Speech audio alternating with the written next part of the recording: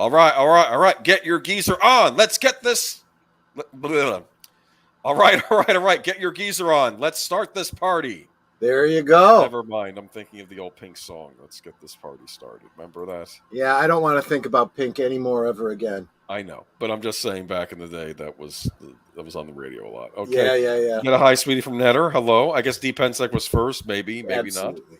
Well, unless someone came earlier and it fell off, but I don't know. You got to be careful. There's that middle ground. If you come too early, we might miss the comments. You want to. But you want to get here before everyone else, so if you want to be I put first. it up earlier in the day because we're busy getting the house packed up. Now we're trying to get all the clothes packed up. Because eventually, at some point soon, maybe, I don't know when, but we'll have people starting tearing the walls out. So yeah, I figured that would probably end up happening eventually. Good evening, Aged Boomer, the retro video game aficionado, and Troy Pacelli, the ultimate figure collector and Kraken connoisseur. Speaking of Kraken, I actually do have, and I'm going to have a little nip here tonight. I don't usually do that on a Sunday, but I poured out a tiny, tiny little vial of Kraken so that I could put a few dribbles into Netter's. What you sipping on, sweetie? What you sipping on? Diet Dr. Pepper with Kraken. Yep. I put a little bit of Kraken into her Dr. Pepper. I said, give it a try. I want to see what you think. And I mean, like, just drips. I took a straw, how you put it in the straw in, you hold the end, and then you dribble in what's in the straw. That's what I put into her can of soda. So we'll see if she likes it. Yes, that's a Kraken pepper then. Yeah, I guess so. Yeah. Okay, I just. But have you ever had straight Kraken rum? I don't know. What are the famous whiskey? No, that's rum. I'm thinking of whiskey. Never mind. That's yeah. It is very dark, very, very much has that molasses brown sugar flavor. Very sweet. I'm literally sipping it from a little cordial glass. It's about like, the volume of a person's thumb. That's how little it is, and it's actually very nice, like that, just straight. Let's see. Someone spiked the Dr. Pepper. Funny. Yeah. What are you simping on? I'm simping on a '90s cartoon called Captain Planet. What am I simping on? Melanie Mac. Oh wait, no, that didn't come out. Captain Planet. Yeah.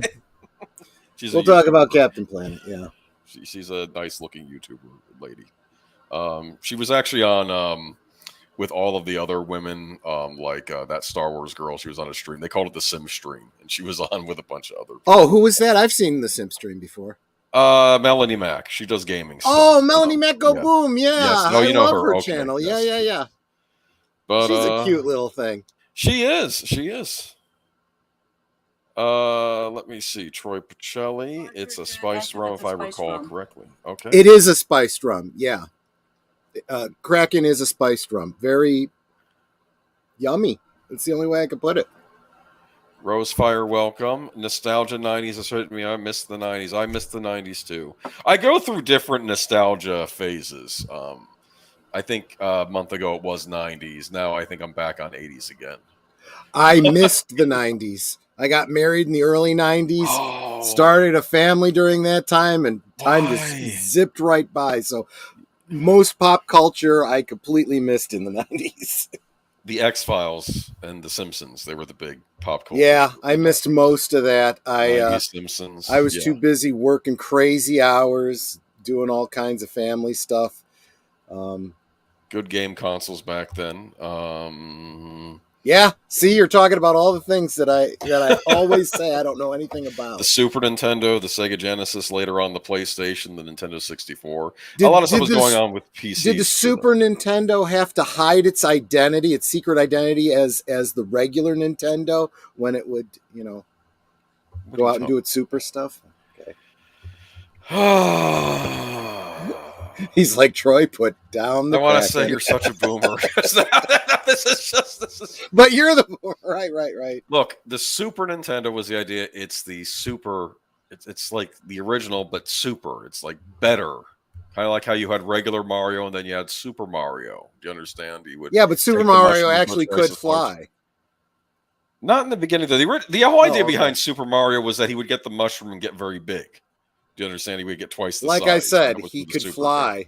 He Later would on, get he the couldn't mushroom and fly get in the high. original Super Mario Brothers. He could jump real high, but he couldn't fly. Yeah. He didn't fly until Super Mario. Well, that's right. Superman could only leap tall buildings in a single bound, but eventually he was able to fly.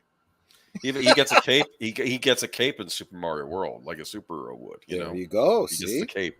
But the funny thing is, you can actually use the cape to fly for a little bit. Then you can use it to like hover and like bounce and hover in the air. It makes me wonder if in his world, if they call him Super Mario or if it's more like Super Plumber Man or something. What do they call him in his world? I think they just call him Mario, but they should call him Super Mario. No, they just call him Mario. Maybe that'll change with the movie coming out, so we'll see. Get more into detail. Maybe as a superhero, it's a public identity, so it's not like it's like Tony Stark. I don't know. 2000s was good too. We had the first Harry Potter films, Lord of the Rings, Smallville, Avatar, Airbender. I'm sure there are a lot of kids, people younger than me, that are nostalgic for the early 2000s. I just remember though the summer of 2001. Yep. 2001 was a rough year for movies until the end because that was when they were worried about a writer's strike. Yeah. And they kept green lighting any movie because they figured they were going to have a writer's strike and be shut down. So they had to green light all sorts of movies. And that was where we had all those horrible comedies like Freddy Got Something. Yeah, that was terrible. And Tomcats. And that summer, even the summer blockbusters were kind of weak. I remember the first Fast and the Furious movie came out then, which was not something I would have seen as a summer blockbuster back in the day, but I think they just threw it up there because they needed something to release. And of course, how many years later we're going to be on Fast and the Furious 10, and now they really are blockbusters with them going into space and weird stunt spectaculars and stuff. But Kiss of the Dragon came out that summer. I did enjoy that. That was Jet Li and Bridget Fonda. Did you see that one? Oh, yeah, I did actually. That was funny because it takes place in France, and every French person in that movie is evil. Right. It did not make France look good in that movie. It's like the only sympathetic people were the Chinese guy and the American woman, and that was it. And everybody else was evil. I'm trying to think what else. Tomb Raider came out that summer with Angelina Jolie. Oh, right. And Atlantis, The Lost Empire, that Disney animated feature. It was kind of a weak summer for movies. Just I don't know. Unlike the summer that a certain other movie came out. Right. Bump. Okay. When did Tron come out? Let's see. Did Tron come out in the famous summer of 82? Summer of 82. What came out summer of 82? The E.T.? Let's see. I think it was. I think that was summer of 82. E.T., Poltergeist, Star Trek Through the Wrath of God, that was a really good year. Rocky 3, The Road Warrior, Fast Times It was a great year for toys, too. There were some great Tron toys. There were some great E.T. toys that year. And we were also right at 1982. That's when physical media was kind of starting to get into its own. So I remember, it obviously wasn't 82. It was a year or two later that you were able to rent the movies that you'd seen some years before. And I remember going to a Halloween party where Poltergeist was being shown. And I was like, I need to step away when the guy, sees the maggots on his steak and goes into the bathroom.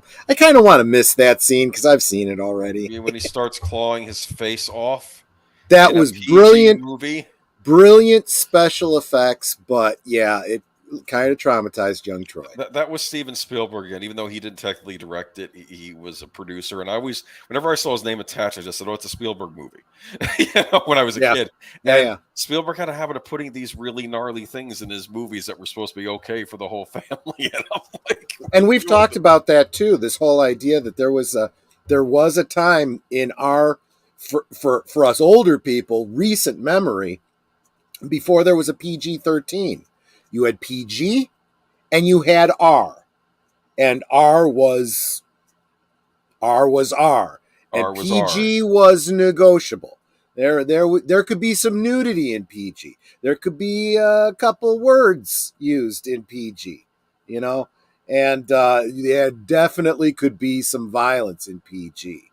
And It was right around what it was. It was like Poltergeist, and it was Gremlins, and it was some other ones that parents started looking at and going, maybe we need something that's maybe a little higher than PG, but not quite R.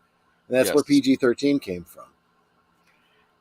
Don't even get me started on the ratings. We could do a Friday night thing on what the ratings mean, what they meant back then, what they mean now, where things went wrong. You We know, could do a whole talk on that. remind me about that Yeah. later. Maybe I'll reach out to Fanzine and see if we See if he can't. wants to talk about the yeah. ratings, what his experience with the whole MPAA rating system, what Yeah. worked back then, what didn't work, what's not working now. We could have a whole conversation about that. But figure we'll talk about the good old days. Absolutely. And what are we going to talk about for the good old days? Tron. As if I don't have my notes right in front of me that I typed up. Oh, you took notes too. Wow. Okay. So actually, this is a point where I'm going to share my screen, so I'm not going to be able to see what y'all are writing, but I will bring it back. How do I share screen? Okay. This is where I have to vamp the cover over the boomer. Present slides. Present share screen. They changed it on me. Yeah, they actually did. Entire screen. All the changes that StreamYard makes, and we still can't get a dark mode so that it's not messing up my lighting. But what can I say? Oh, yikes. Here we are. You're seeing the inside of my computer. And look wow. Great background for this. What am I doing here? View full screen. I'm at the end. We got to go to the beginning. Oh, no. Okay. So we're going to talk about the good old days. And tonight's good old days is Tron.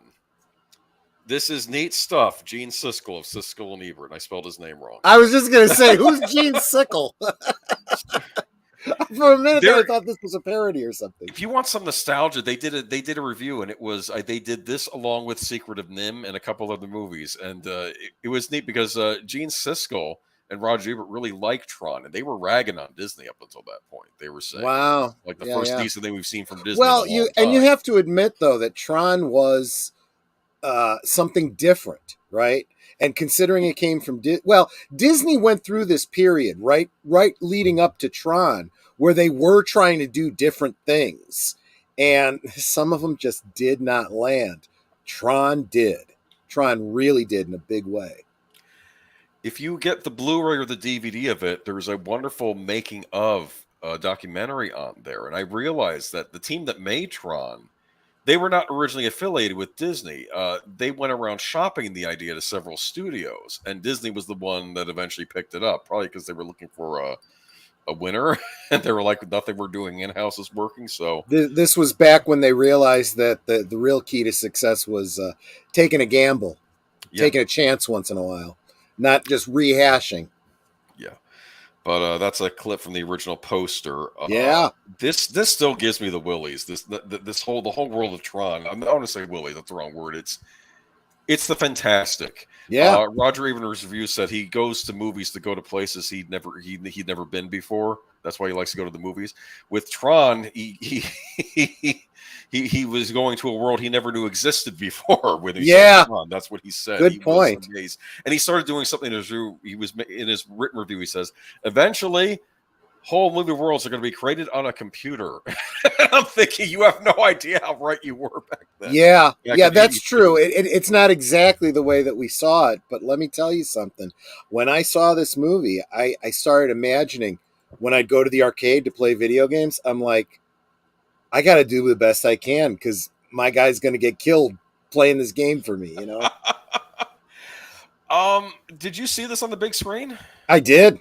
Oh, I'm envious of you. This must have been something to see on the big screen. Especially that light cycle scene. That was pretty darn good.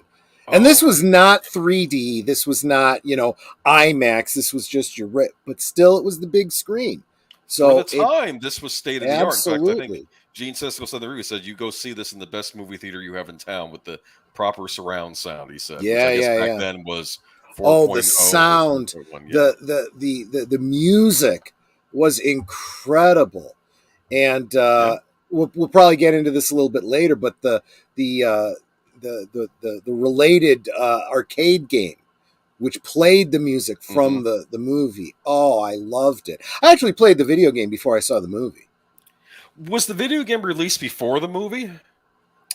I think it was contemporaneous with it. So that was It was in smart. the theaters Yeah. for a while. It's not like I saw it opening week or anything like that. So maybe they came out around the same time because I'm sure they were trying to Yeah. capitalize on that. Plus, for all I know, we forget that there was an actual arcade scene at the beginning of this when Yes. they're in Flynn's arcade and there are those games. I imagine maybe they were using the actual Bally Midway arcade game in that Very scene. possibly.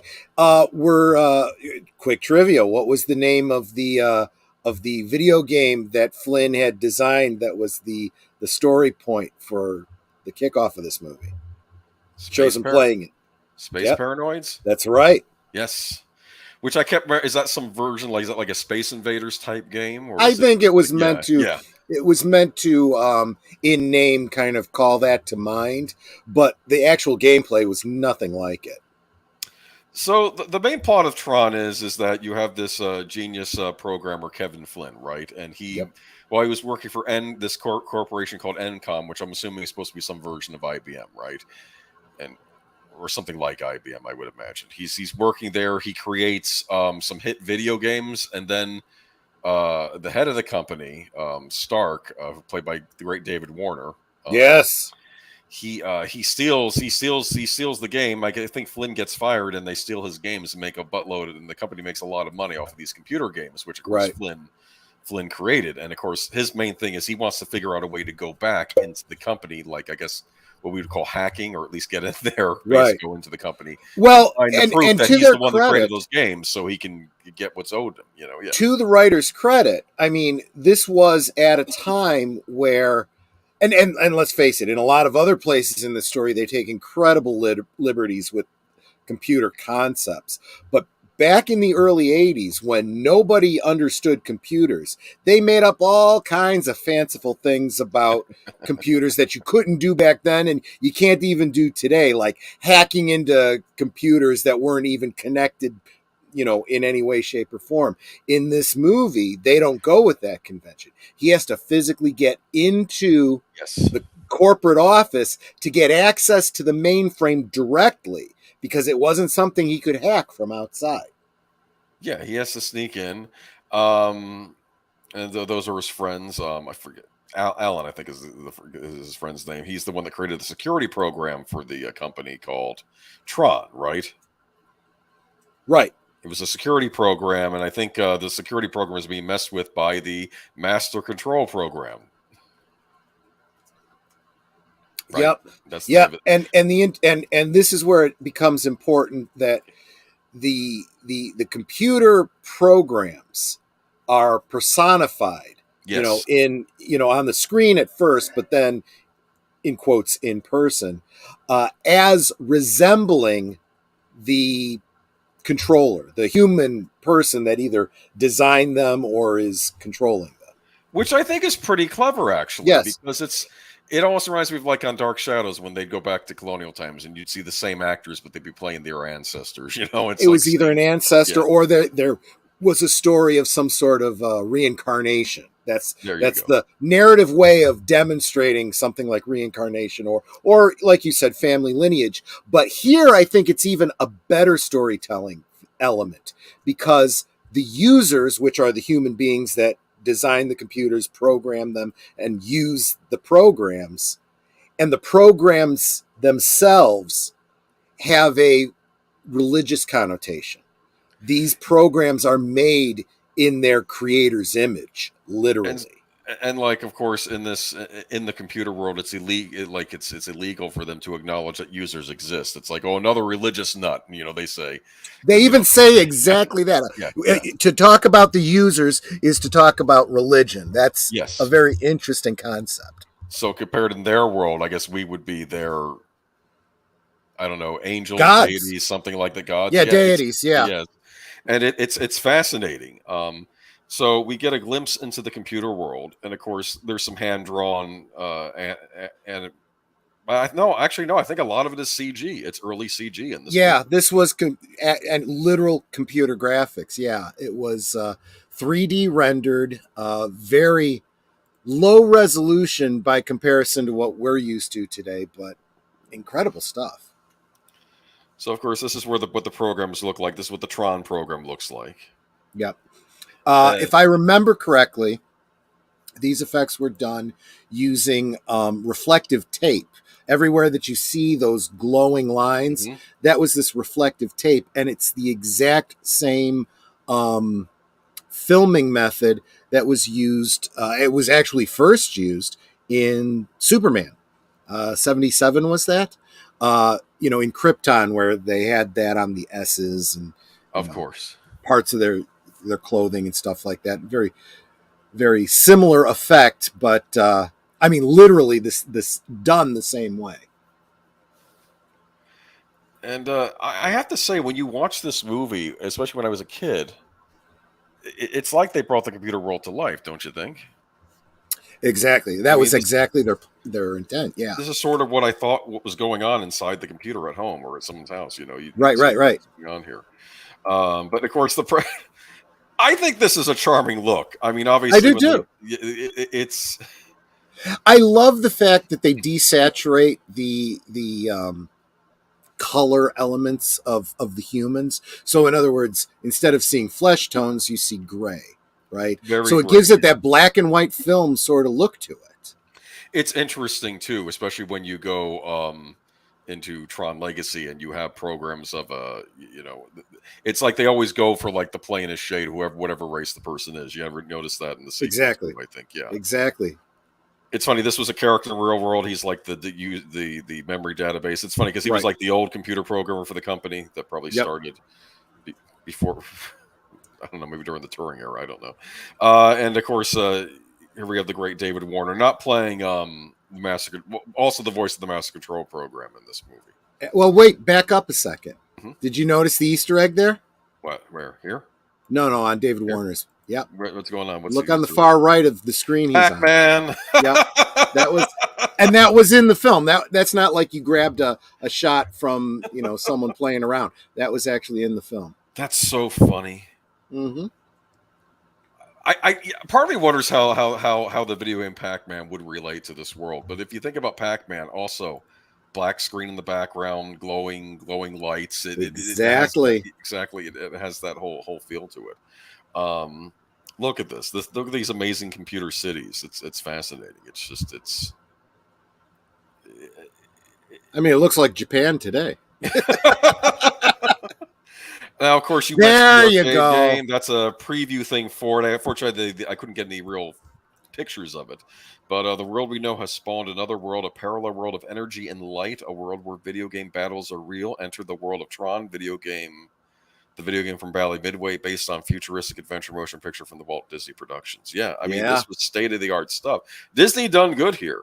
I mean, look at that control. You have the joystick in one hand and you have paddle in the other. Yes. Wow. Awesome. And you had like 4 or 5 different mini games within it.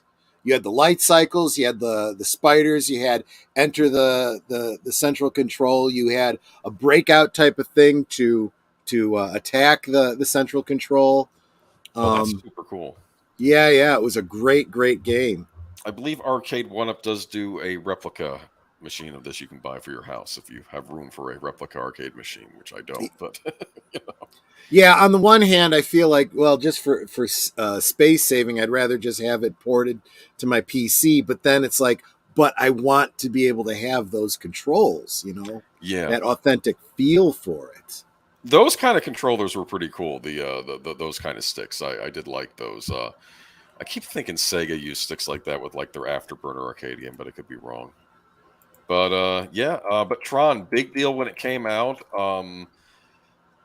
Oddly enough, Disney it was a hit for Disney, and then they didn't do anything with it. I mean, did Jeff Bridges become too big? They couldn't get him for the sequel, or what happened? No, I don't feel like that was ever it at all. I never thought it was a standalone movie. Maybe I've actually everything that I've heard about Jeff Bridges and Bruce Boxleitner. Yeah, that's him, Bruce Boxleitner. Yeah. They have ever since always been like, I'm up for it as long as it's a good script. And it just felt like, but you're right, both of them had busy careers. So it's not like they were, hooking their future to this wagon and trying to push for it and stump for it. Like a Superman movie or something like that. Yeah, Christopher was big about getting more Superman movies made. I actually give him credit for that. Actually, well, I was actually thinking more of Cavill and The Rock, but okay, well, but anyway. same. You make an excellent point. So, but that is why they didn't really have a difficult time getting them back for Tron Legacy. Yeah, and Tron Legacy, I did see this. This movie's now 12 years old now. Did you know that? Yes. How time flies. Yeah, I know. I know people were mixed on this, and I'll admit when I saw it, I was like, oh, well, it wasn't quite what I was expecting. But when you think about it, they had the unfortunate task of doing what we're going to be having this topic on your Friday night thing of doing what we call a reboot or a requel, where they have to make it a sequel, but also introduce it to a new audience. Yep. So, and I thought they did a pretty admirable job. The effects are amazing in this movie. I mean, just as the original one, I thought was and I thought the story was great. It was a good story. Oh, yeah. That, well, the villain was cool. They just didn't go with the MCP again. It was which is good. Creation. You don't want it to be, it's fine. You defeated the bad guy, but something else happened. And that's how you would imagine it would happen in computers. Let's face it. Even if they hadn't defeated the MCP in the first one, it would have become obsolete and something else would have taken its place. Yeah. And what we have probably within 5 years. What was funny is he created a program called Clue to help him create the perfect system, and of course you'll find this out in the sequel if any of you've seen the sequel. And Clue is Jeff Bridges. He's Flynn. He's Flynn's creation. He even has some of Flynn's mannerisms, which is what's interesting to watch it. But he's basically kind of a distorted version of Flynn. He's not quite there. In fact, they used the early CG where you would have to, the early type of CG where they were trying to make the person look like the actor, and it doesn't look quite right. But it works here. They absolutely said they were not like sweating the details, because if it seemed uncanny and off, they were fine with that because of the nature of the story and what it was. And honestly, I think by mistake, they ended up doing it better than they intended, because when you look at it, it looks like young Jeff Bridges, but it's just right around the mouth. The way the teeth look isn't quite right. Anyone who knows, anyone who's played like Red Dead Redemption or any of those kinds of games that have those fairly realistic characters, but every now and again you get a glitch. And, you see some horrific thing where you're like, their mouth disappears and you see their underlying teeth.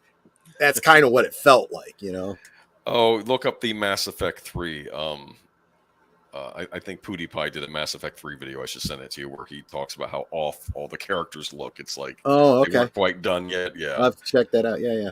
Tron Legacy, that's another poster for it. Flynn's son is the main character in this movie, but it's neat. It's Olivia Wilde's in here as well. And I'm not going to go. I don't want to spend too much time on this one, but I thought it was a good enough sequel. But I was hoping it was going to be the first of like at least 2 more movies.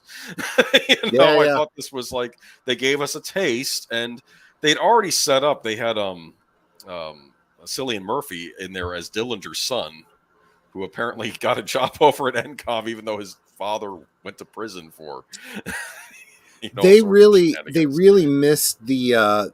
And this is just modern Disney. This is just their short-sightedness and stupidity. Look, I don't care about their agendas and their whatever they're trying to squeeze in. You want to get some agenda out or some messaging, it's got to be successful. People got to like it. Otherwise, they're not even going to bother watching your message. So how do you get the kids to watch it? Put out the damn toys, people. They missed a huge opportunity with Tron Legacy. There should have been a line of action figures, new racing vehicles, the light cycles and whatnot. And for crying out loud, this is exactly in that marketing era that we're still in now, I should mention, where you can also re-release the old toys. So you put out this whole line of those Tron figures from the 80s, right? And the light cycles and whatnot. And the adult collectors will be all over that. And then you put out your, in quotes, vintage collection. Same toys, just with a little bit more articulation that could slot into the line of toys you're going to put out for Tron Legacy. Yeah. Yeah, and it would you bring in both audiences. I think you'd get the old exactly. Yeah. I don't know what was going on there. I know they released video games around the time as the movie. They were only so from what I'd heard. I was tempted to pick up the one collector's edition one because it came with a ceramic light cycle, which I almost in like the collector's edition one. I didn't pick it up, but I came close. We also had this show. I know you were not familiar with this. This was Tron Uprising. I knew of it, but I never actually watched it. This aired after. This is supposed to bridge the gap between the two movies. This takes place before Tron Uprising, but after the original Tron. And you got great voice talent. Everybody reprises the roles from the movies except for Jeff Bridges. They couldn't get him. They got a very good sound alike though. Oh, okay. But Jeff Bridges isn't playing. He's playing Clue on the show, not Kevin Flynn, because this is after the whole Clue did the bad stuff and took over the grid. But we find out that Tron survived, but he got heavily damaged as a result, and he has to stay in a special part of the grid where he can recharge himself. He has to be like near some kind of recharging station, or he's going to disintegrate. So he can't go out and fight. But we get a new character named Beck, who's voiced by Elijah Wood, and he starts fighting against the Clue regime, like blowing up statues and stuff. And eventually Tron rescues him and says, "Hey, why don't you work for me and become the new Tron? You can be the symbol of the revolution." And nice. It's a top voice talent on the show. There's Clue on the show. Wow. Yeah, it's pretty good artwork. Yeah. It's good. It's cell shaded and it worked really well. This was like the perfect art style for Tron because it's not, they didn't just go strictly computer animation, which sometimes doesn't always age well. They went cell shading. So it still has like an animated feel, but also done with computers. It's a very cool look. And it was originally supposed to be a mini series, then it got greenlit to full series, and then of course they canceled it before they had a chance to finish it. Because apparently someone behind the scenes at Disney was worried this was going to get a My Little Pony type following. And I don't think they understood the My Little Pony following. I'm thinking this is not people aren't going to be fetishing the programs because the programs look like people, but anyway, those are the different characters on the show. This was a cool show. I do highly recommend you check it out if you get it. I will. Yeah, I absolutely will. Obviously, as a Tron fan, I'm definitely going to.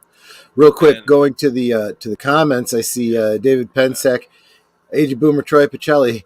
Hey, you geezers, tell us about the good old days. Well, we absolutely have. Gene, Horizon Talker, how you doing, buddy? Gene Siskel, the Reaper of movie reviews. There you go. He was terrifying. He was harsher than Roger Ebert. People think Roger Ebert was harsh, but Gene Siskel, when he would tear apart a movie, he did about it. And it's funny watching him.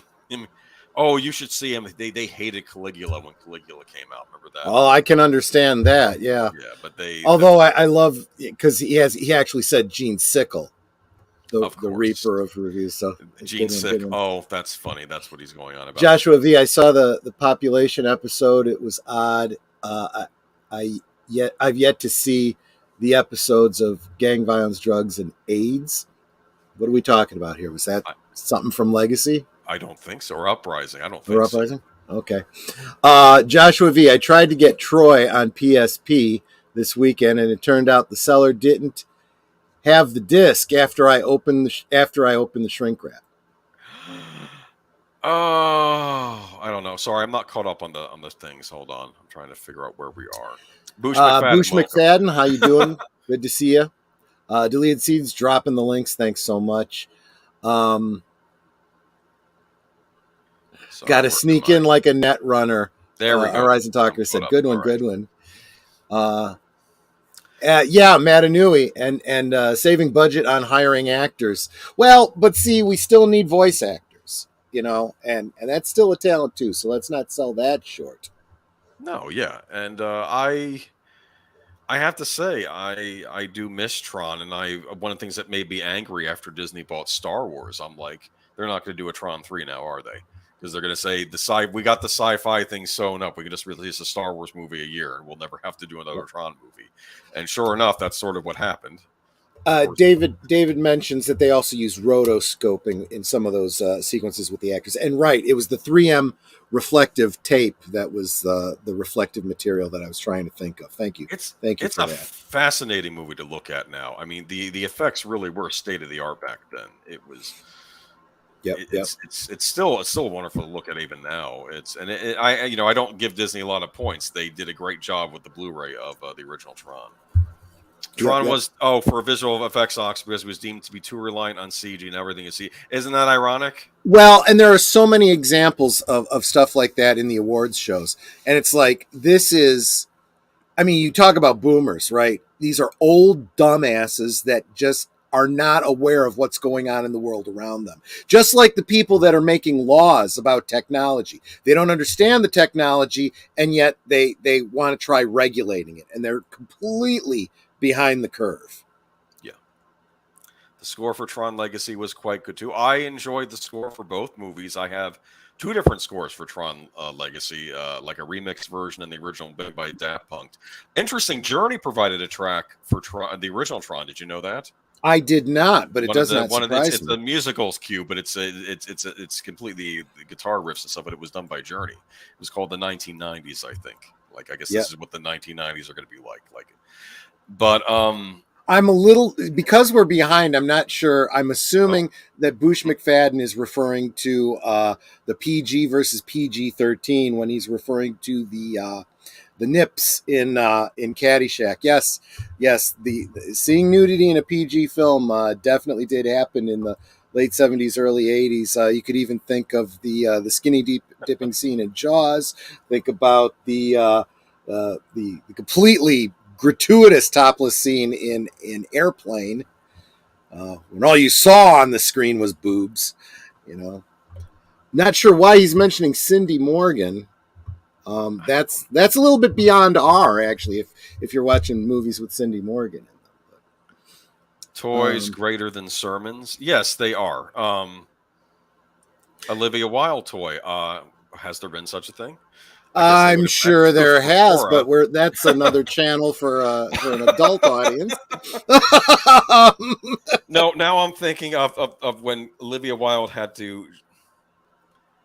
Certain parts of her body were taped for a nude scene, but then they realized they didn't take the tape off, so they asked her to pick out CG nipples to put on herself for the nude scene. Did you know that in a different movie?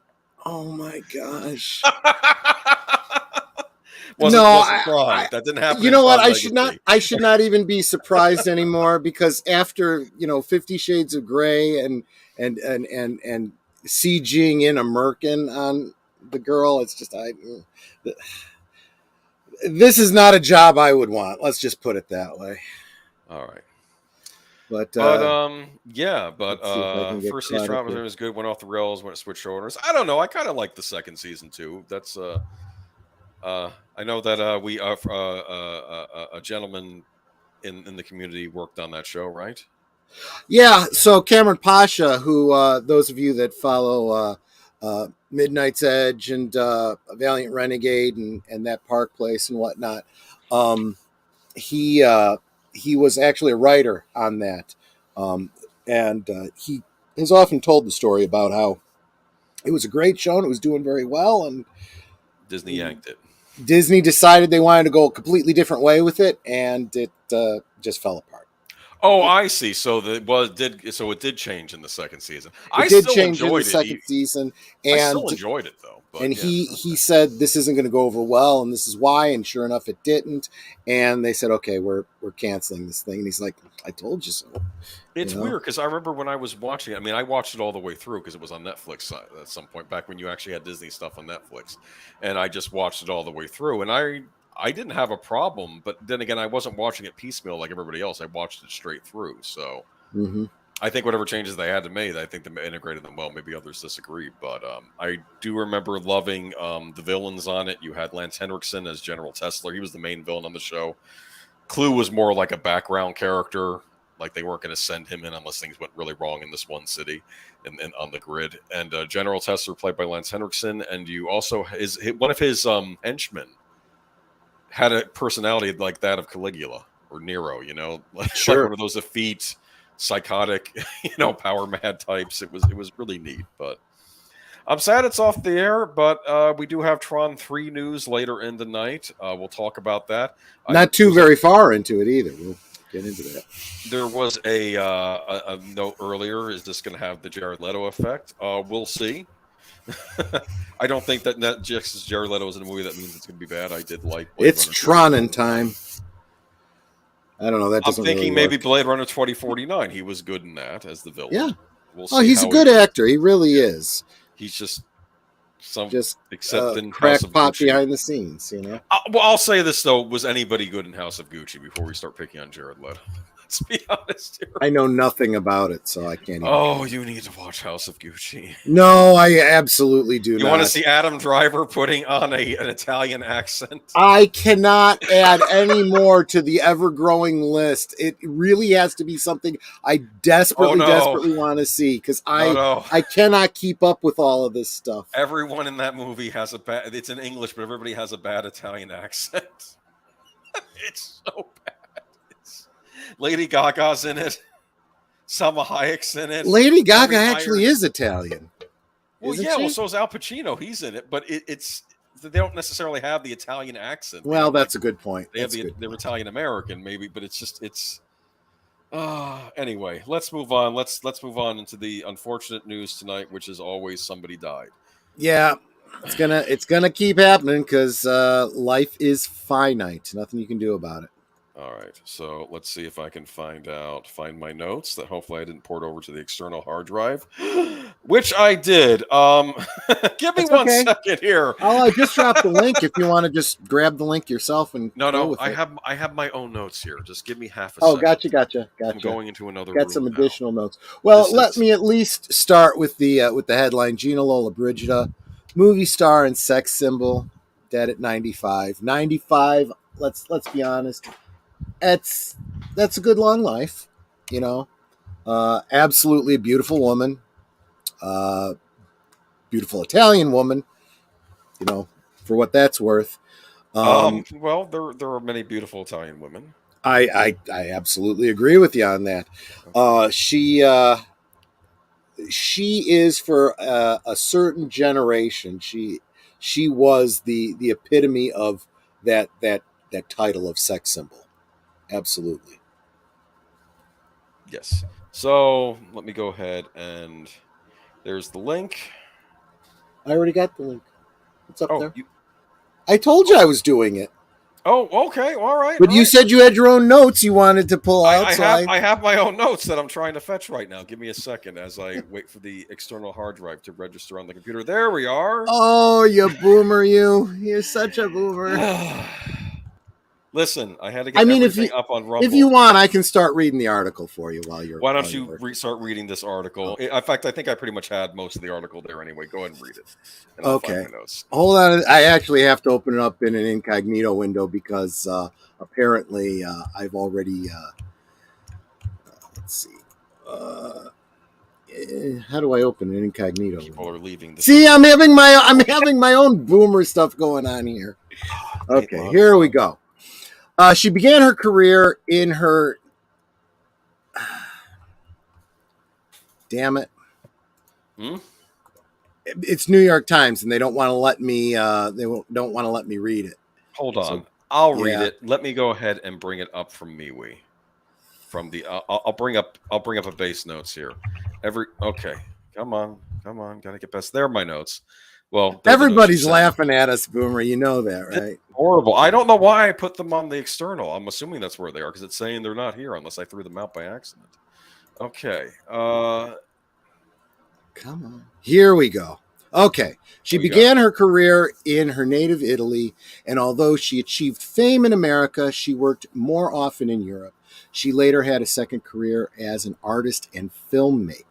Gina Lollobrigida, the Italian movie actress who became one of the post-World War II era's first major European sex symbols, died on Monday in Rome. She was 95. The death was confirmed by her agent, Paolo Comine. Ms. Lollobrigida had already appeared in more than 24 European films when she made her first English-language movie, John Huston's 1953 camp drama, Beat the Devil, in which she played Humphrey Bogart's wife and partner in crime.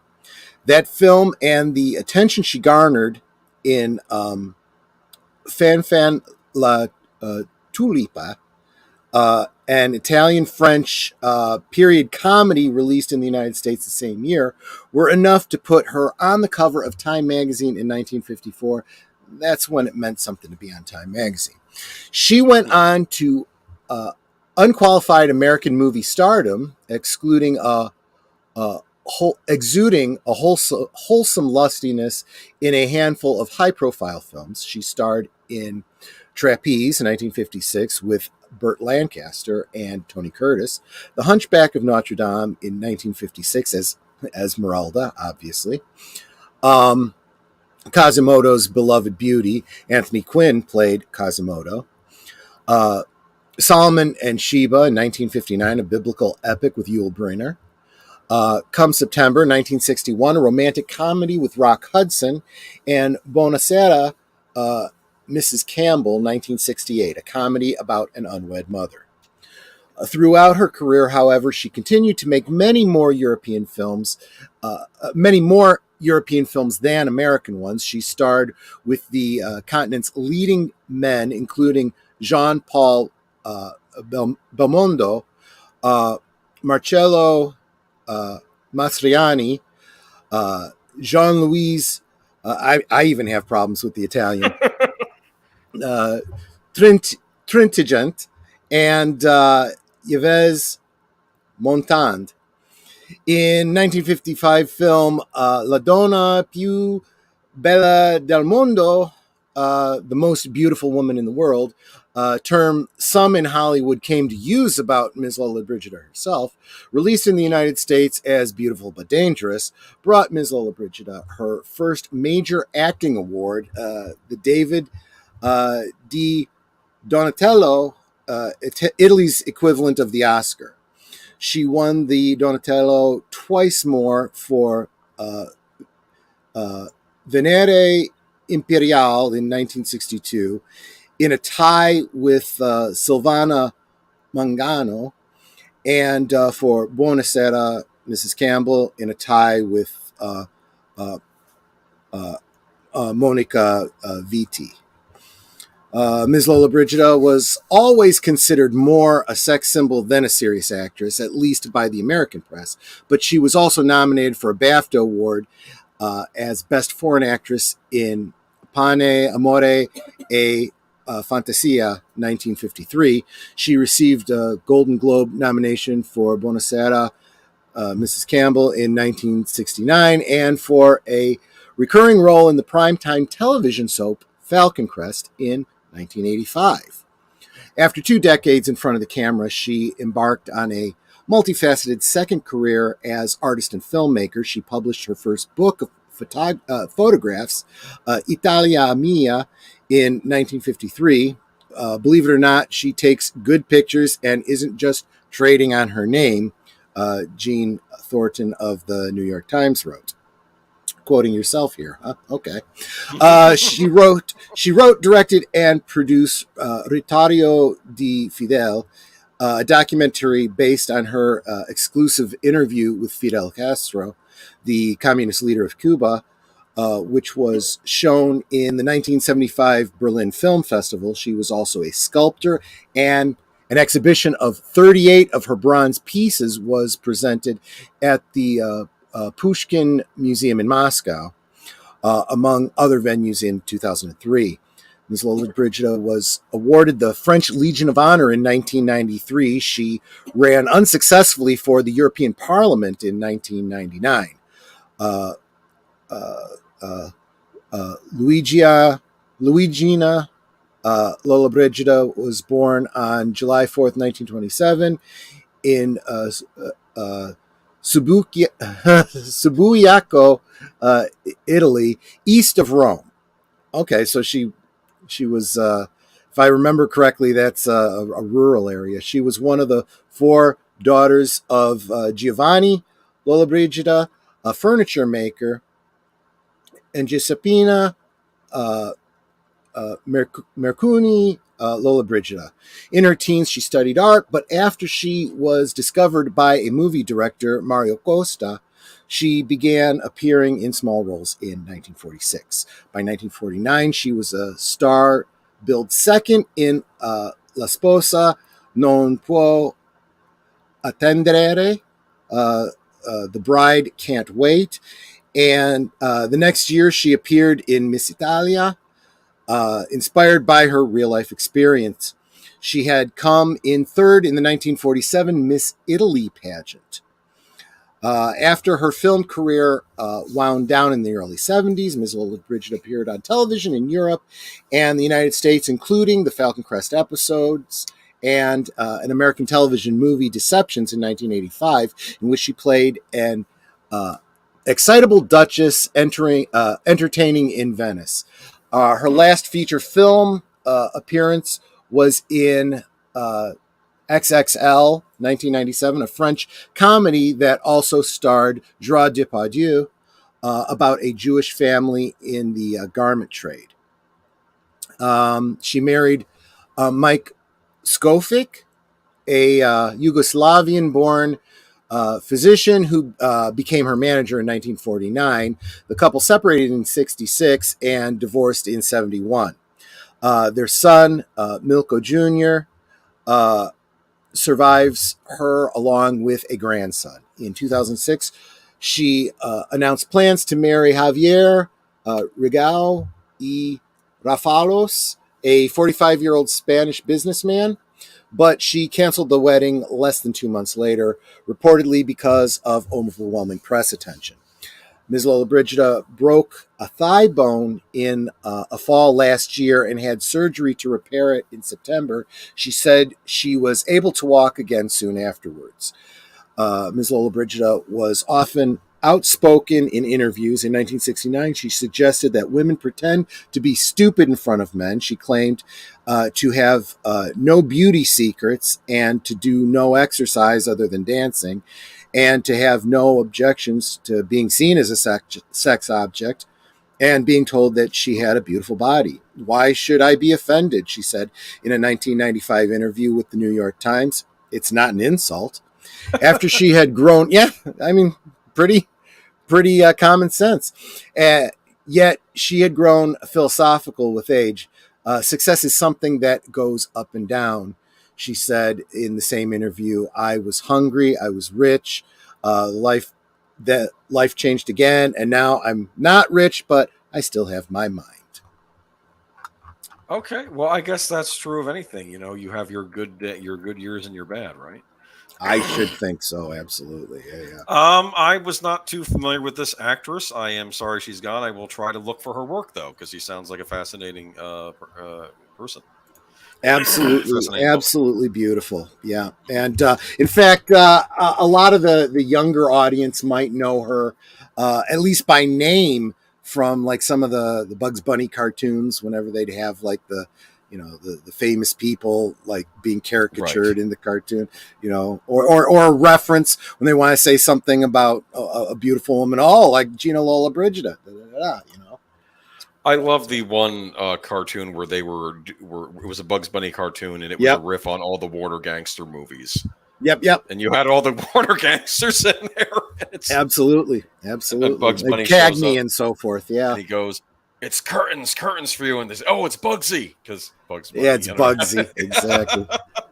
But no, I'm sorry she's gone. I'll look for her work though. I don't know if I have anything by her. I'm surprised I missed her in all my years of watching movies. I guess it's just a matter of not catching the right one, because I watch. Even though you're an aged boomer, she may still be a little bit before your time. I know, but I'll look for her definitely. There you go.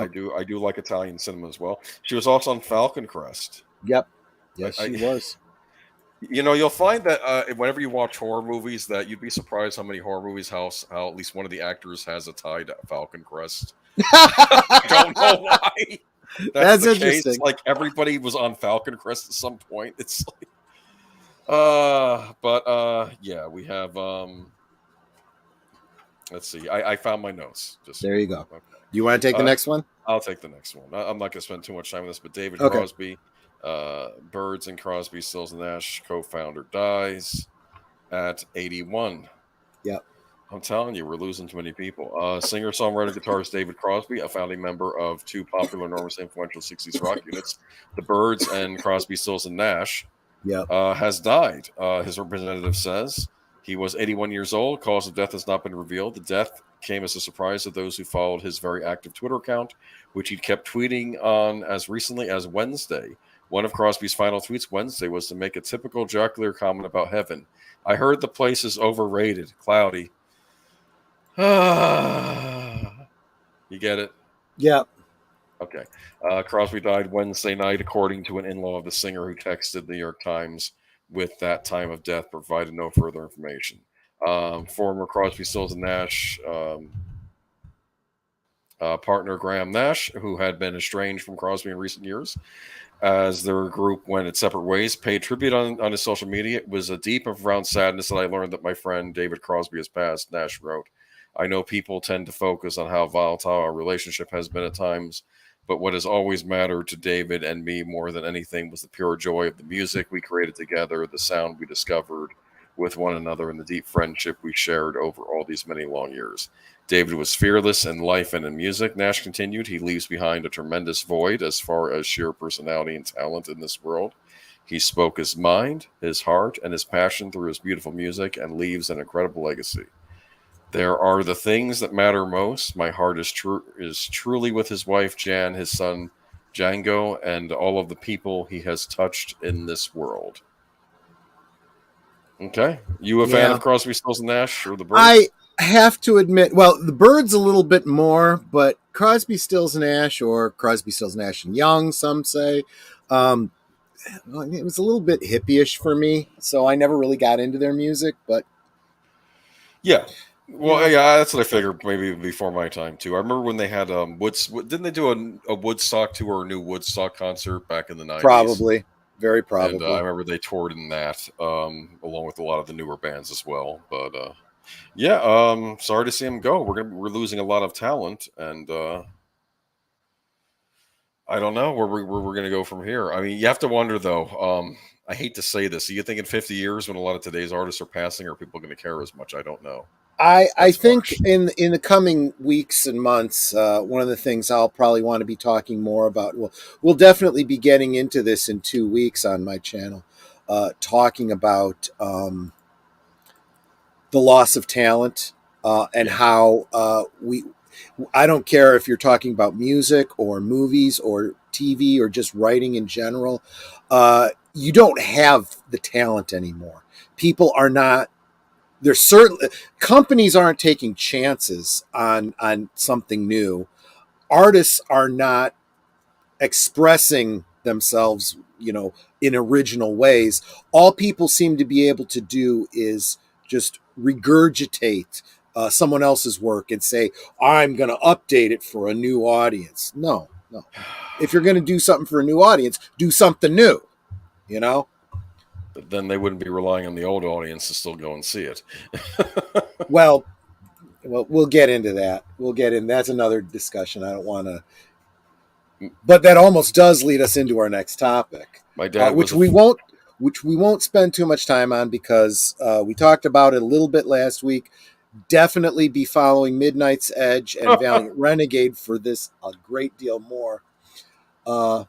This Disney article. Yep, absolutely. This Disney article was very in-depth, I'm going to say. I did, to be fair, though, I think I'm the one that sent it to you, didn't I? Honestly, I don't remember. This was earlier. I did shorten it as much as I can, but like I said, you can cut me off whenever you think is best. You decide how much you want to get into it. Go for it. If I feel like it's dragging, I'm going to cut it out. But I want to bring up some points I got. But I did want to reiterate again. Midnight's Edge, WDW Pro, Valiant Renegade have done very, very deep dives into this. They are the place to go if you really want to wrap your head around this. The only impression I get from this is that Disney has learned nothing, and we're going to be getting another 10 years of the same crap. But I got a slightly different take on it. Why don't you go ahead? So maybe I'm wrong. Okay. No, not completely, but I we'll cut get some into stuff out of here. You want the more in depth? Read the article, but Yeah. it's still pretty long what I have. But like I said, I may cut it down. Okay, let's go Go ahead for and get to it. In 2004, Roy Disney, Walt's nephew, summoned. He wasn't summoned. Well, maybe. Okay, hold on. There we go. Let me post that. In 2004, Roy Disney, Walt's nephew, summoned Disney shareholders to the company's annual meeting, asking them to oust then chairman and CEO Michael Eisner, who had been running the place for 20 years. Roy had Walt's face, and his Save Disney movement brought emotional, Disney-loving individual shareholders of all ages to chilly Philadelphia, some leaning on canes and others with babies and strollers. After a stunning 43% vote against re-electing Eisner to the board, a new chairman was named immediately, and Eisner, despite vowing to remain as CEO until the end of his contract in 2006, departed in 2005. At age 80, Nelson Peltz is old enough to remember one of the most successful shareholder revolts in corporate history. Presumably, he knows that he is no Roy Disney, and CEO Bob Iger, back on the job since November 21st, is nothing like the increasingly imperious and isolated Michael Eisner of 2004. But together, he and his friend, Ike Perlmutter, the former Marvel Entertainment CEO, who has some scores to settle with Iger dating back to 2015, can represent a tenacious, expensive, and distracting problem for Iger and the Disney board at a time when the entertainment company faces the same massive challenges affecting other legacy entertainment companies. The development adds pressure as the company faces a 2-year ticking clock to find a successor for Iger, an effort led by Disney's new chairman, Nike executive Mark Parker. It may also restrict Iger's ability to maneuver as he might have wanted. At this point, Peltz's demands are far more modest than the dramatic changing the guard sought by Roy Disney. The man is just asking for a board seat, but Disney is putting up stiff resistance. Peltz is raising some valid questions. Aside from the succession problem, for example, it's stating the obvious to say that streaming costs have to be reined in. But Iger also has some cards to play. Aside from his reputation as one of the best executives in the business, he's already moved to respond to the sense that Disney, under ousted CEO Bob Chapek, was price gouging at the theme parks. Avatar: The Way of Water is still rolling, just the kind of mega hit that can drive many aspects of Disney business, and there are more sequels ahead. And China just agreed to give valuable release dates for Marvel movies generally. Not only are we extremely unlikely to see any Chinese villains, but presumably the talent will be well schooled to watch their words. I did a groan when I read that in this article, but we'll touch on that. Let me keep going. All right. Yeah. Peltz could hardly have intended his challenge to come at a time when Disney fans are still rejoicing in Iger's return. He started chatting with Chapek in Paris last July and maintained a dialogue in ensuing months. Okay. The article later goes on to say Peltz is more known for targeting blue chip companies like consumer product giant Procter and Gamble and the Wendy's fast food chain, but of course his friend Perlmutter was very familiar with Disney, had in fact one of the largest individual shareholders. Recall that the penny-pinching, gun-toting Perlmutter seized control of Marvel in 1995 and sold it to Disney in 2009. He remained as Marvel Entertainment CEO, but in 2015, Iger agreed that Kevin Feige, then running Marvel Films, would no longer report to Perlmutter, but to then film studio chief Alan Horn. In his memoir, Iger wrote that Perlmutter had stood in the way of Marvel's first films with black and female leads. I called Ike and told him to tell his team to stop putting up roadblocks in order that we put both Black Panther and Captain Marvel into production, Iger wrote. Feige sealed his contract over Marvel when he took on responsibility for television, animation, and print editorial operations in October 2019. Okay, let me cut through this. Okay, Sure. and I'm noticing the comments there. David and Stephen, excellent points. Let them fight. It's time for Disney Thunderdome. That's exactly what this is. And Rosefire says, so Disney is going to keep censoring their movies moving forward to appeal to overseas audiences? Question mark. So here's how the battle lines are drawn. It's politics. It's politics versus business. Okay. So the Igers and the current board, at least 3 members of the board. Look, there are 3 members of the board right now who are nothing but proxies for BlackRock. That's all there is to it. BlackRock is a company that owns huge stakes in Disney. Therefore, they can control a good deal of their decision-making process through their stock votes, right? And they are not looking on return on investment. They are not concerned about making money off of Disney. They are interested in shaping culture by using Disney. By using Disney to put out cartoons and movies to shape the minds of children going forward. They want to take control of a generation of human beings to consume and think the way they want Yeah. them to. Because of globalism, World Economic Forum, all of that kind of stuff. Okay? That's the one side. The other side is you have Perlmutter and what's the guy's name that you just said? Peltz. Peltz, yes, Nelson Peltz. Or These Phelps. guys are conservatives, okay? And so from a political standpoint, okay, conservative, Trump supporters, oh, evil men. But they're the ones coming in saying, look, all the people that own stock that aren't BlackRock, that don't have a political agenda, want to make a return on their investment. Remember, I mentioned this like 2 months ago when he came out and he said something about Disney not living up to their fiscal responsibility. And I said, we're going to be seeing legal fallout here. He's going to start working with like-minded stockholders to start going after the board and saying, what you're doing goes against all, business law. It's got to stop. You are purposely making decisions that are not good for the bottom line.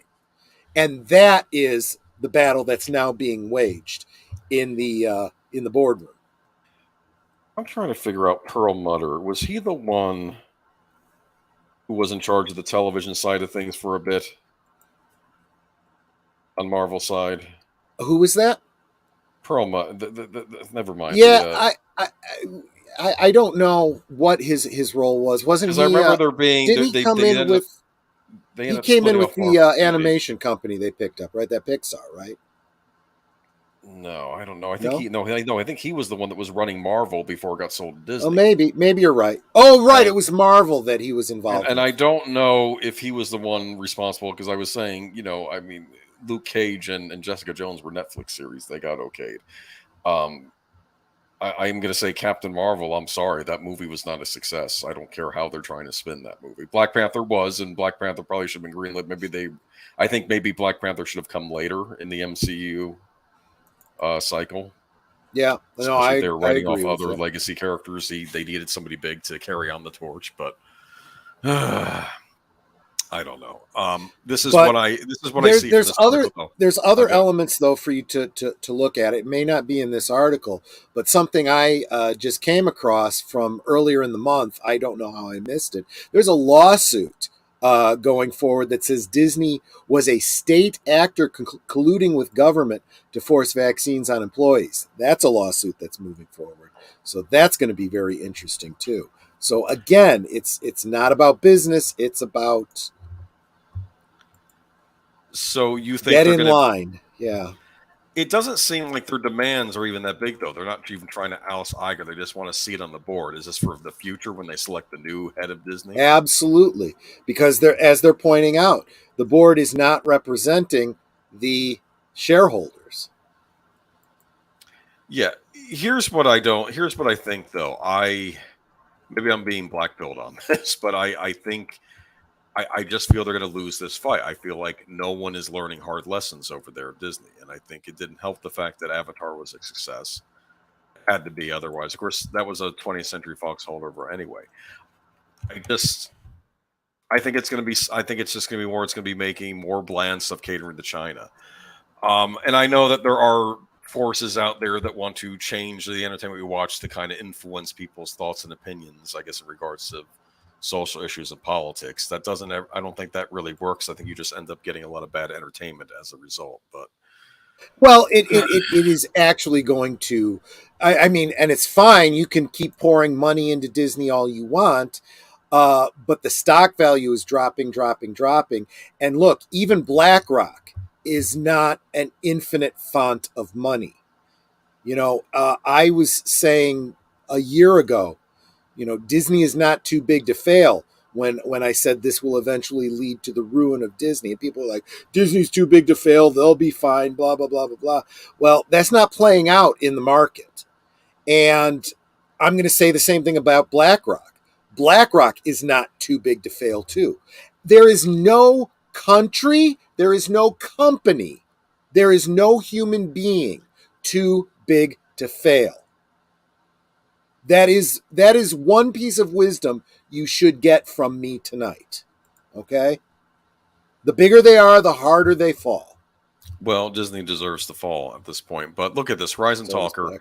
Perlmutter was in charge of Marvel up in 2012, I think. He oversaw Agents of S.H.I.E.L.D. and the Netflix shows, at least in the early stages. So he did oversee Luke Cage and Jessica Jones. Yeah. I just felt that article was trying to paint him as an istophobe, if you know what I mean. And absolutely. I don't think absolutely they are.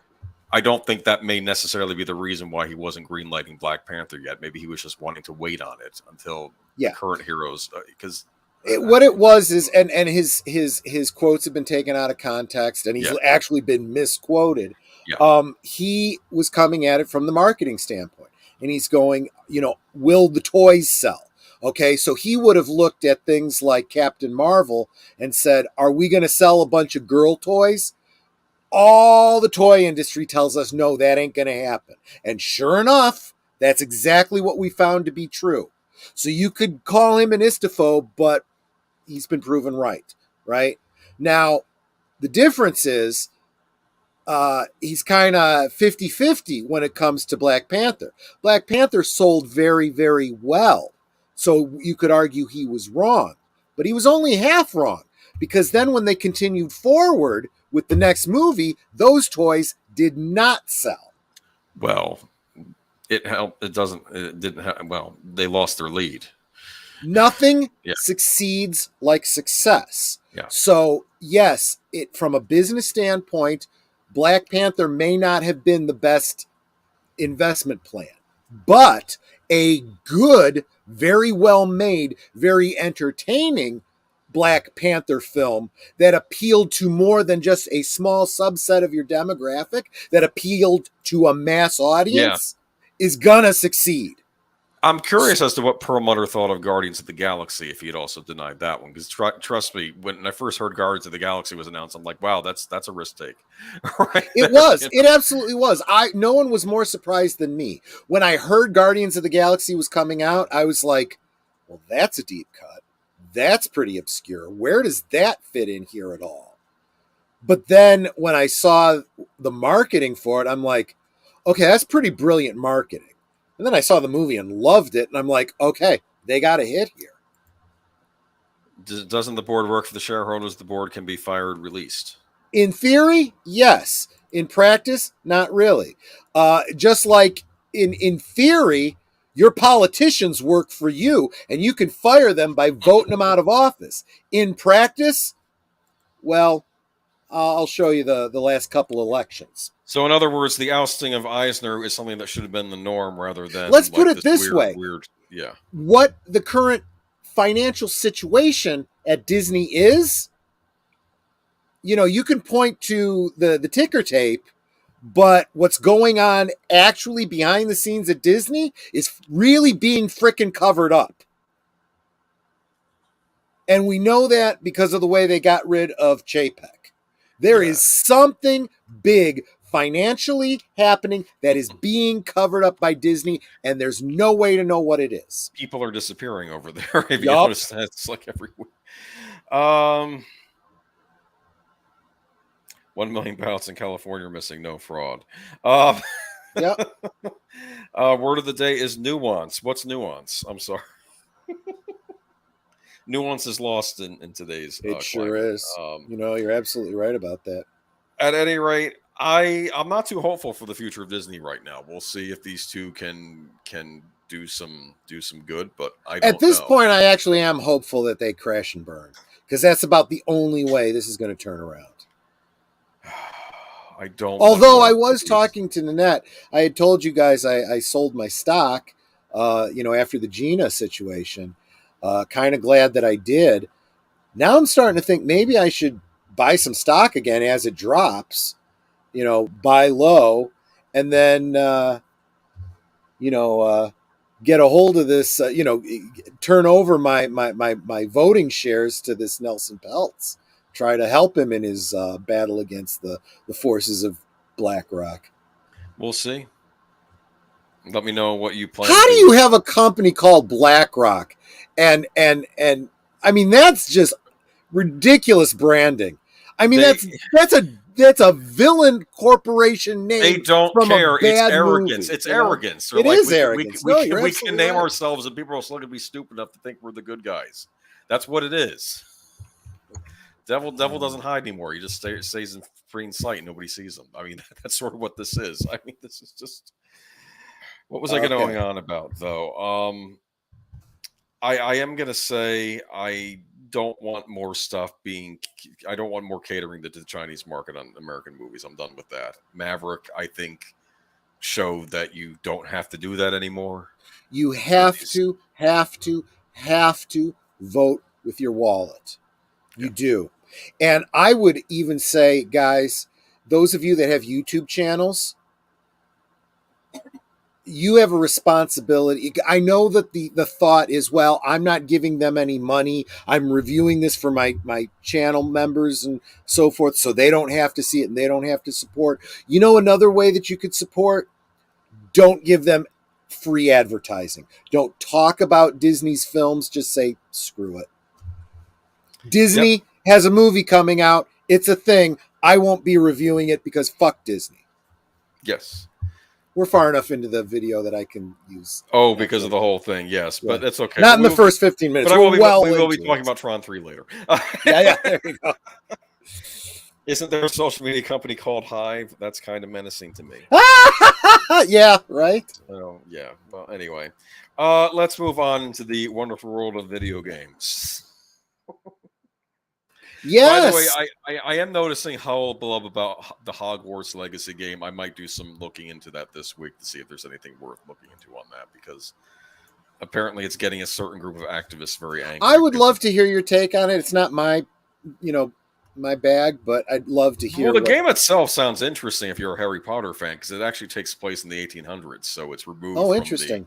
So you get to go to Hogwarts before the whole Harry Potter universe. Oh, and like a steampunkish kind of setting. Yeah. It's and like you get to you get to see more of the history of Hogwarts and stuff. Nice. Actually, that does sound it sounds interesting. I'll say that if you're. I will probably have to consume such a thing from YouTubers doing playthroughs and stuff like that. Well, that's what the art. Well, I'm not going to get ahead of myself here, but that's what's going on. Apparently, if you're a YouTuber doing a playthrough, you're going to be targeted for cancellation. Well, that's what's going on now because you're supporting a certain writer's work that you are not allowed to support. So that's okay. I'll follow him on Twitch or whatever. Well, anyway, moving on, though, we have former G4 host Adam Sessler goes on a deranged multi-day tirade against gamers. Yeah. Yeah. You and yours are beneath me in all respects. That's an Adam Sessler quote. Do you like that? Yeah, let's get into that. This is okay. In the wake of being criticized yet again, and I'm reading the whole thing, or at least most of it. You can cut me off if you need me to, but okay. And I heard about this a couple weeks ago, and I have not ever since the G4 collapse. I've not been giving Adam Sessler any my time of day. I'm like, go ahead and scream at the wall. I don't care anymore. But he really went on a tirade that I just can't ignore. He is a lunatic. He really is. While you read, I'm going to step away for just a second. I'll be right back. In the wake of being criticized yet again over his inflated sense of self-importance, host Adam Sessler revealed his true colors by going on an unhinged multi-day tirade against the very audience he once sought to cultivate at G4. The two-time former G4's latest play of self-embarrassment began on January 5th when, in response to Vice reporter Patrick Klepek's outrage toward the MagFest convention's public mocking of Kotaku's lack of journalistic integrity, he chose to weigh in on the situation with one of his typically demeaning and dismissive takes. I've never heard of MogFest, but these people come across like idiots who desperately want an invite to the party, but I haven't figured out that you're supposed to wear pants in public, tweeted Sessler.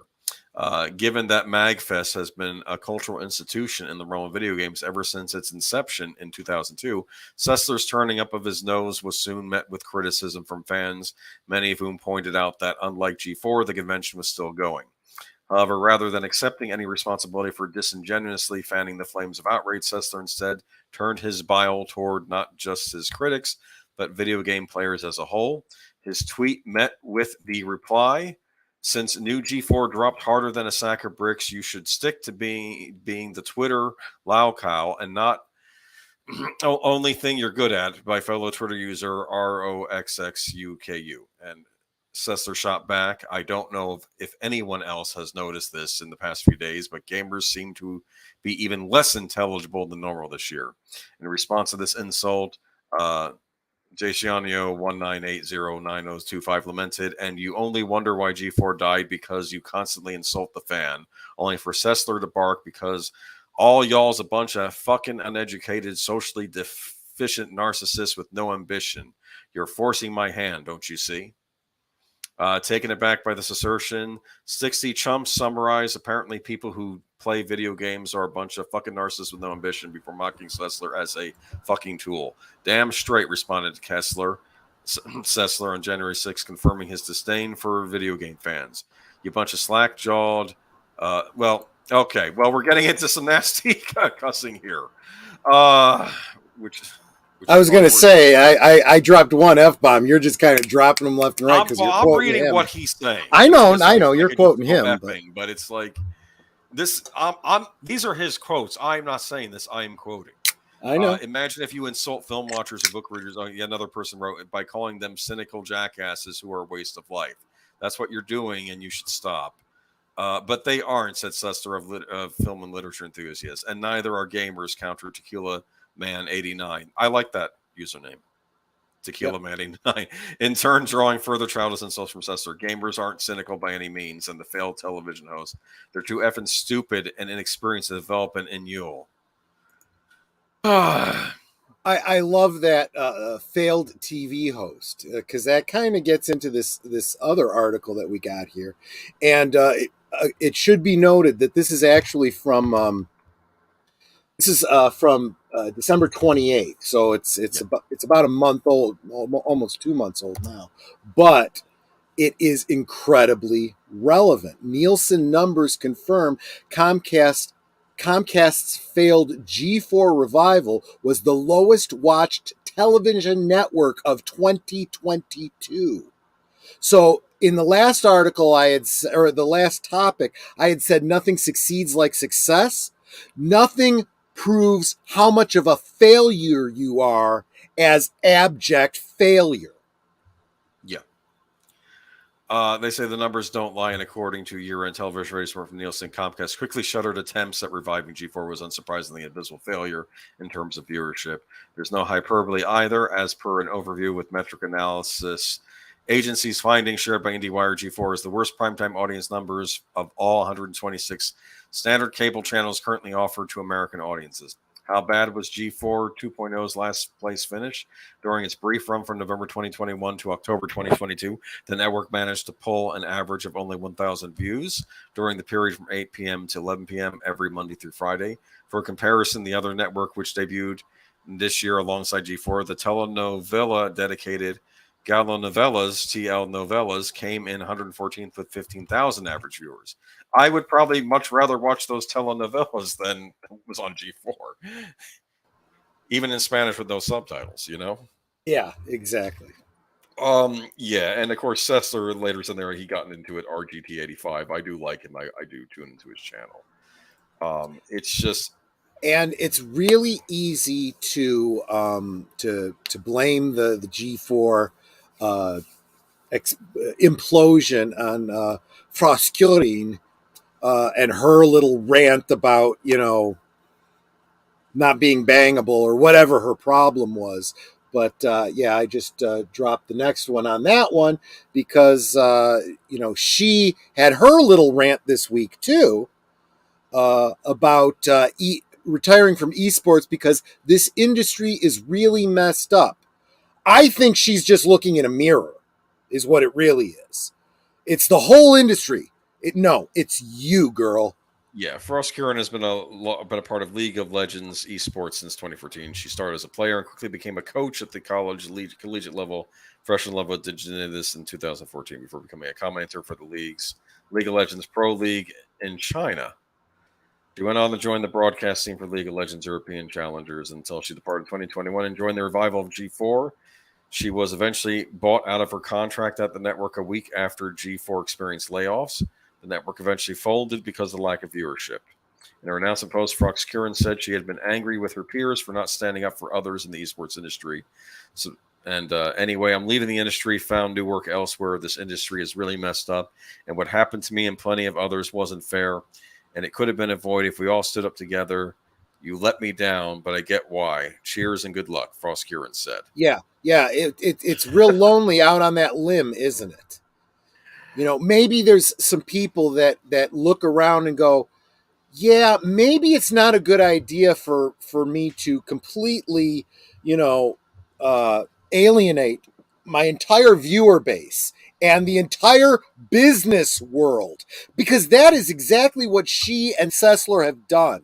No one will ever hire these dumbasses, because when you go out there and you make these insane rants that drive away business, and then you have negative things to say about the company that hired you and your coworkers, who's going to want to hire you after that? Did anyone see Kirsty Meyer's impression of Frost? Don't get Frost. Yeah, it was brilliant. There were, and this is just another example of Poe's law. There's actually people that thought she really was Frost and were going off on her.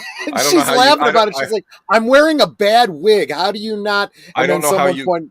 Huh? I don't know how you could confuse the two, but no, absolutely true, because she's a beautiful woman and Frost is, well, not. But she said something like, I'm wearing this stupid fake looking blonde wig, and someone should have told her, yeah, but look at Frost's hair. I mean, I can understand why people wouldn't, be sure. Anyway, yeah, I just don't. Frostbitten.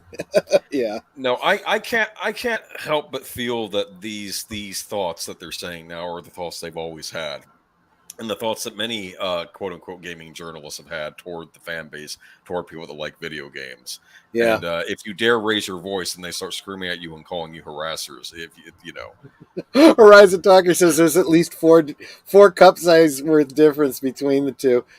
She actually, what's her name? Actually has what is the name of it? Christy Meyer's Bra or something like that has its own Twitter page. Or really? At least it did. I don't know if she still does. Oh my goodness. Okay. Well, I did not know that. Yeah. It's a comedy, like she does. It's, very tongue-in-cheek postings. And if I remember correctly, the icon is like a shot of her cleavage or something like that. Gotcha. Cool. I'll have to go looking for that. I just want to read the posts. Nothing. Yeah, else. just to read the articles. Right. Exactly. No, I understand. I don't know though, but no, seriously though, this just years ago there was a certain movement that began with Gamer and ended with 8. That was honestly at the point of it. It was gamers not being called istophobes and everything else. Oh, I'm sorry. Bush McFadden corrected me. It's Christy Meyer's boobs. So I thought it was her bra, but it's her boobs. Okay. All right. Well, good to know. Yeah, but the whole point is, though, that a lot of the reasons behind that whole thing that started was because we were tired of gamers were tired of being getting called every name in the book istophobes by the journalists that report on the news. And then when they raised a stink trying to go after and then then they tried raising these concerns, the advertisers of these gaming sites. Yeah, but the mainstream they try to say it's because I'm a woman, and no, it's not because you're a woman. It's because you're a dumbass. That's why. Anyway, this is just where we are. I mean, the hobby took some damage. I am going to be looking into this Hogwarts Legacy situation, though, because I have a suspicion. Also, there were some things that the head of Xbox said recently, which I thought were interesting. I don't know if this is things turning around, maybe not, but I think maybe the industry is finally starting to think that maybe this stuff should be knocked off. We'll see. If the industry wants to make money, then that's the take they're going to do. If they want to go the BlackRock method and keep throwing good money after bad, then that's what that is. The industry needs to treat its customers with respect because they're the ones that spend the money instead of siding with people that attack the customers. Rosefire has a great quote here. Jordan Peterson, if you think tough men are dangerous, wait until you see what weak men are capable of. Yep, absolutely true. Oh, there are... No. I don't want to be mean. I almost want to say there are a lot of weak men in the video game industry right now because of everything that's happened, but... speaking of video games, Last of Us scores HBO's second biggest premiere in more than a decade. Have you seen it? I have not. Okay. I'm not a fan of the Last of Us game series, I'll be honest with you. I don't want to say it was woke before woke was a thing, but I don't know. And also, after The Walking Dead, I don't know if I really want to do another zombie apocalypse. I hear you there. It is a pretty depressing storyline. You said you were addicted to watching the game replays, though. This is like that with actors. So yeah. I have not. Yeah, I have not seen this show, but from what I've heard from other reviewers and Big L of Big L Presents, you liked it. Okay. I don't want to speak for him because he may decide to do his own review, but what he said basically mirrors what a lot of other people have said.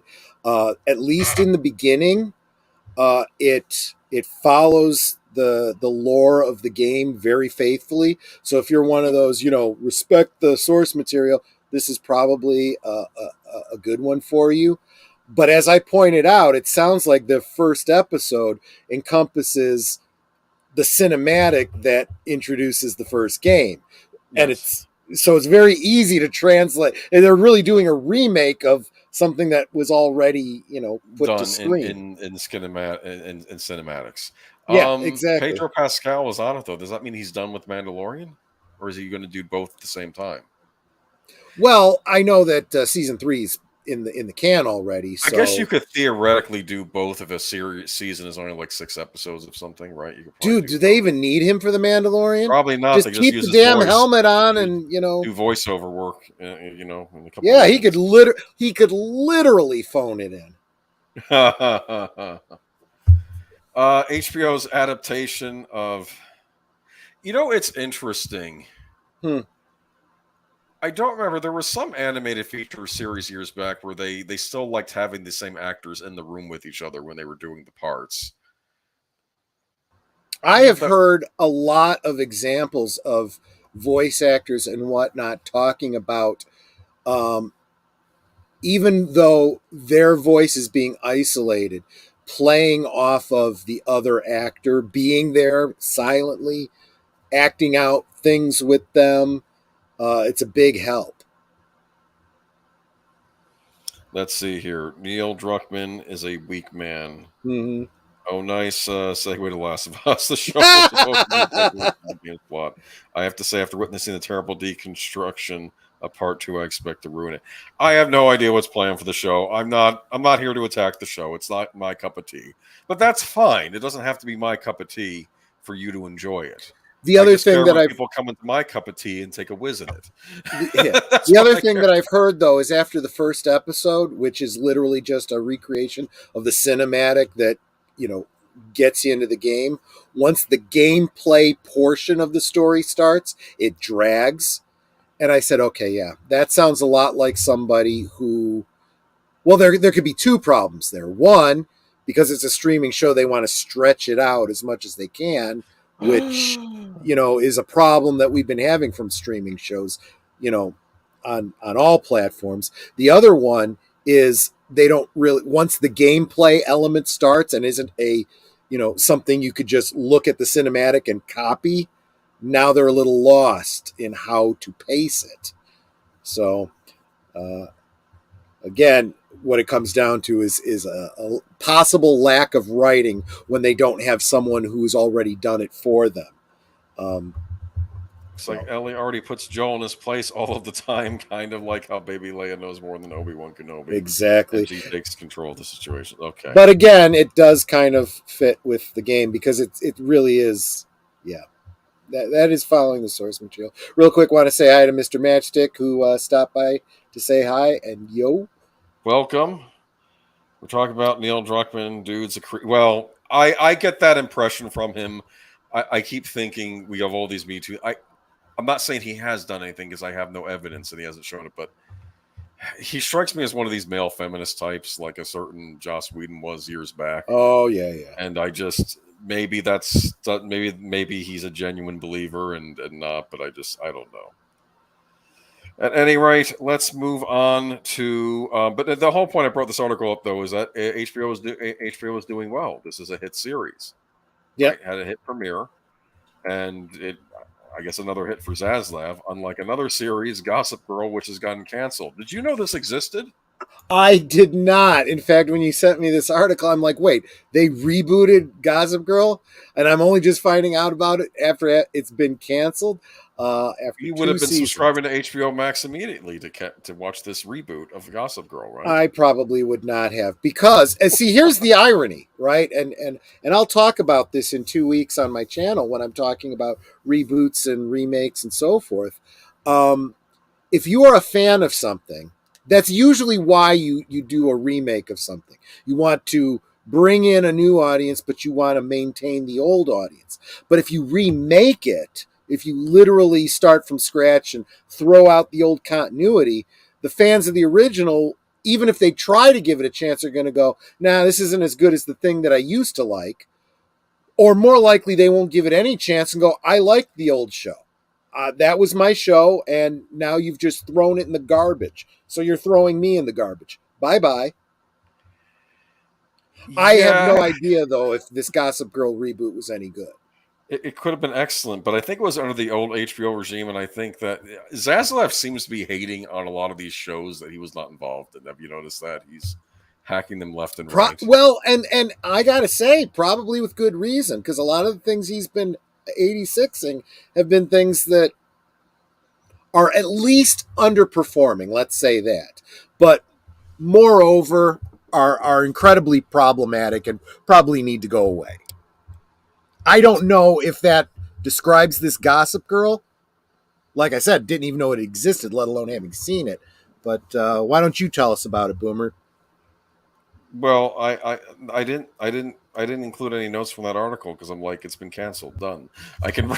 You want to read the first couple paragraphs? What are we going to learn here? Here, let me click on it. I know you're probably rolling your eyes right now, right? But I'm sorry, this is another dead HBO show. I remember. Okay, so here we go. Canceled after 2 seasons. Gossip Girl's return will not go beyond its current second season. HBO Max has opted not to do or order 3rd season of the reboot. The upcoming season 2 finale on January 26th, serving as the series finale. The new Gossip Girl iteration was developed by Joshua Safran, based on the best-selling novels by Cecily von Ziegesar, as the original hit CW, developed by Stephanie Savage and Joshua Schwartz, who executive produced the reboot along with showrunner Safran. We're very grateful for showrunner producer Josh Safran and executive producer Stephanie Savage and Josh Schwartz for bringing us back to the Upper East Side. Okay. So, what do you think? I'm surprised it made it 2 seasons, to be honest with you. I have a big problem with remaking series. If a series was popular enough to reboot it, then you do some sort of a sequel with a new generation, continue the storyline, whatever. Gossip Girl possibly could have done that.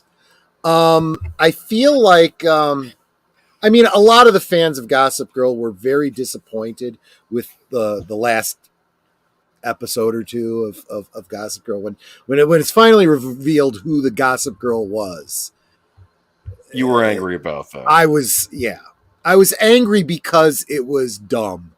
I didn't mind who it was, but it was if you've ever seen like that film Clue, remember that with Tim Curry and Madeline Kahn and all of them, right?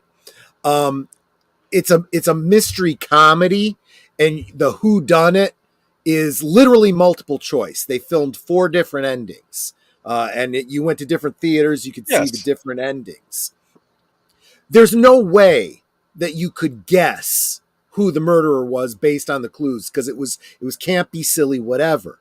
When you're watching a drama like this and there's a mystery of who might, and there was whole, Reddit threads and stuff about who is Gossip Girl. Well, it can't be this person because this person was at this place when this tweet went out, or this note went out, or it wasn't tweets back then. It was text blasts or whatever. You could subscribe to Gossip Girl and you'd find out the gossip of what was going on. Oh, this person didn't know about that, and blah, blah, blah, blah, blah, blah.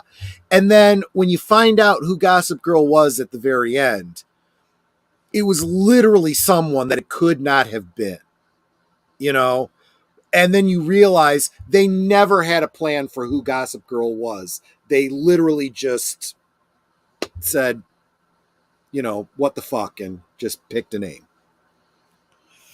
Okay, so we have a comment in the chat. Don't give Sesame Street ideas, Boosh McFadden. Oh, God. Kermit, I'm just saying. Okay, Troy, we have it. Yeah, okay, well, can't mention his name on the stream. What? All right, so you were not happy with the ending of the original Gossip Girl. Maybe they were going to do a good ending of this new Gossip Girl, but you'll never know because you didn't support the show. Yeah, well, no. Absolutely. My point is, though, it looks like HBO is cleaning house and they're getting their ducks in a row, at least with their cable programs, because they're getting rid of, whatever I feel about Last of Us. It is a popular series, and as far as gaming goes, and it'll probably be a popular TV series for a little bit. Again, I haven't watched this episode, so I don't know. But yeah, so let's get on to a topic that everyone really is far more interested in. Yeah, all right. Alec Baldwin to be charged with involuntary manslaughter in Rust film shooting. I have to admit, this is one where I was wrong. I predicted he was going to skate no problem. I am shocked to find out they're actually going to bring charges. But I think this is his own fault. He didn't keep his mouth shut. He talked his way into these charges. What is very stupid about all of this, he went on with, what's his name, the former Clinton guy. Help me out here. Anyway, I'll read the article. Okay. Alec Baldwin and Hannah Gutierrez Reed will each be charged with 2 counts of involuntary manslaughter for the 2021 fatal shooting on the New Mexico set of the film Rust. Official set Thursday. Santa Fe First Judicial District Attorney Mary Carmack Altwies and Special Prosecutor Andrea Reeb announced their decision Thursday morning. A written statement shared with media. First Assistant Director David Halls has already agreed to no contest for the charge of negligent use of a deadly weapon. After a thorough review of the evidence and the laws of the state of New Mexico, I've determined that there is sufficient evidence to file criminal charges against Alec Baldwin and other members of the Rust film crew. Carmack Altwies said in a statement, on my watch, no one is above the law and everyone deserves justice. In a statement, Baldwin's lawyer, Luke Nickus, wrote, the decision distorts Helena Hutchins' tragic death and represents a terrible miscarriage of justice. Mr. Baldwin had no reason to believe there was a live bullet in the gun and anywhere on the movie set. He relied on the professionals with whom he worked, who assured him the gun did not have live rounds. We'll fight these charges and we will win. All right. I know that they did mention it was George Stephanopoulos. That was the guy. George Stephanopoulos. He did the interview with him. Yeah. Thank you, Bush McFadden. So, real quick, I want to. There's one comment. Gorilla Random Thoughts says, Troy, he still has to go to trial in a heavily liberal city. Be careful with how you're thinking that through. Let's consider that logic real quick. This is a gun death in a very liberal city that hates guns. It's entirely possible that Alec Baldwin fans will find him guilty because guns bad. He may literally be a victim of his own push. the liberal mindset about guns. You get anti-gunners in that courtroom, he could get the minimum sentence. And there's another irony. If he's found guilty, there is a minimum sentence that the gun grabbers have made sure went into place. So he is going to at least do 5 years if found guilty. He actually stands a better chance if 2A supporters are in that jury pool and go, yeah, no, that was an accident. He deserves to go free. No, the liberals are more likely to put him away than the conservatives on this one. But they love Baldwin, says Gorilla's Random Thoughts. But they hate guns more. That's what I'm thinking. Yep. Troy Pacelli, the fact he had to constantly validate himself over and over again in front of everybody. Yeah. Well, this is the worst part. In court, he said, I did not pull the trigger. And that was found to be false. Here's what I think. One could even argue that he lied in court. Obstruction of justice. In the court or in the interview? Perjury. Both. Oh, okay, all right. That was his. Well, no. I'm sorry, not in court. That was his. What he said to the investigators. Okay. Oh, so he lied to investigators. Is that perjury? Only if he's under oath. It would be obstruction of justice if he's lying to a investigator. So there you go. Oh, love it. Ball give a second amount of sport after this would be hilarious. You know what? I don't see him. He's too arrogant for that to happen, but I do want to see him wrestle with the idea that he faces a minimum charge because he felt that minimum charges should exist. And how does he continue to support the idea of minimum charges for cases like his own? It's the mental gymnastics he's going to have to go through in the coming years is going to be ridiculous. I have to say, though, between him and Sam Bankman-Fried, George Stephanopoulos interviewing them both, I suspect the reason they do this stuff is because they're hoping these interviews get out into the public media, social media, and that you influence a future jury. That's what I think I think that's the reasoning for doing these interviews. I don't think it's a smart thing to do. No, because it's absolutely not. Any good attorney would have told him, keep your mouth shut and let me deal with what we want getting out to the public. Because he may have incriminated himself in these interviews. He was too damn arrogant to keep his mouth shut, though. That was the problem. Okay. So we'll keep, I'm sure there's going to be a nice show trial for this, maybe. Is the press going to be let in? That's what I'm curious about. Is this federal court? No, I think this is state court. It'll be televised. Yeah, so this is going to be like, I guess this is going to be like the Johnny Depp Amber Heard trial number 2. We're going to be seeing Alec Baldwin in the news all the time. Could be. I'll follow this. Yeah. This could be a thing to cover on your channel, actually. That might be something interesting. I may, but I'll definitely be following Viva Barnes and Robert Barnes and Viva Fry on this. Yep. Baldwin's rich buddies will shield him. He won't step 1 foot behind bars. The armor will do every second of her time. If she survives, she'll come out a bit. Oh, yikes. Bitter hag, the way of the world. We'll see. Keep in mind, though, that Baldwin is a straight white male at the end of his career in Hollywood. There may be some people over there. I don't know. Deleted scenes. There was a lot of, Amber Heard had a lot of rich buddies too that were stumping for her, and that did not go over very well. Keep in mind, again, the irony is that all of Baldwin's rich buddies are anti-gun again. So if they're going to come out to help Baldwin, they're going to be hurting their political capital on, gun grabbing. This is a problem for them. It really is. Okay, so moving right along and feeling fancy free. Yeah, I dropped it, but the chat's going through. Let me drop it again. There we go. Where is it? Drop it again. I did. We're moving on to maybe some happy news, but probably not. Well, it is Disney, so I'm having a hard time caring, but it's kind of not Disney, and we'll This talk about that. article is interesting, though, as this was rumored heavily, even Mm-hmm. going past a year or two ago. Yeah. Them talking about doing this movie with Jared Leto, and apparently this was not a rumor. Yeah. So when people complain about us covering rumors, sometimes rumors are true. Okay, that's why we cover them. That's right. After years of stops and starts, Tron 3 is moving forward at Disney. Jared Leto, who has championed the project since 2017, will star in the future with frequent Disney collaborator Joachim Ronning in talks to direct. The film, titled Tron Ares, has a script from Jesse Lugato and will follow 2010's Tron Legacy.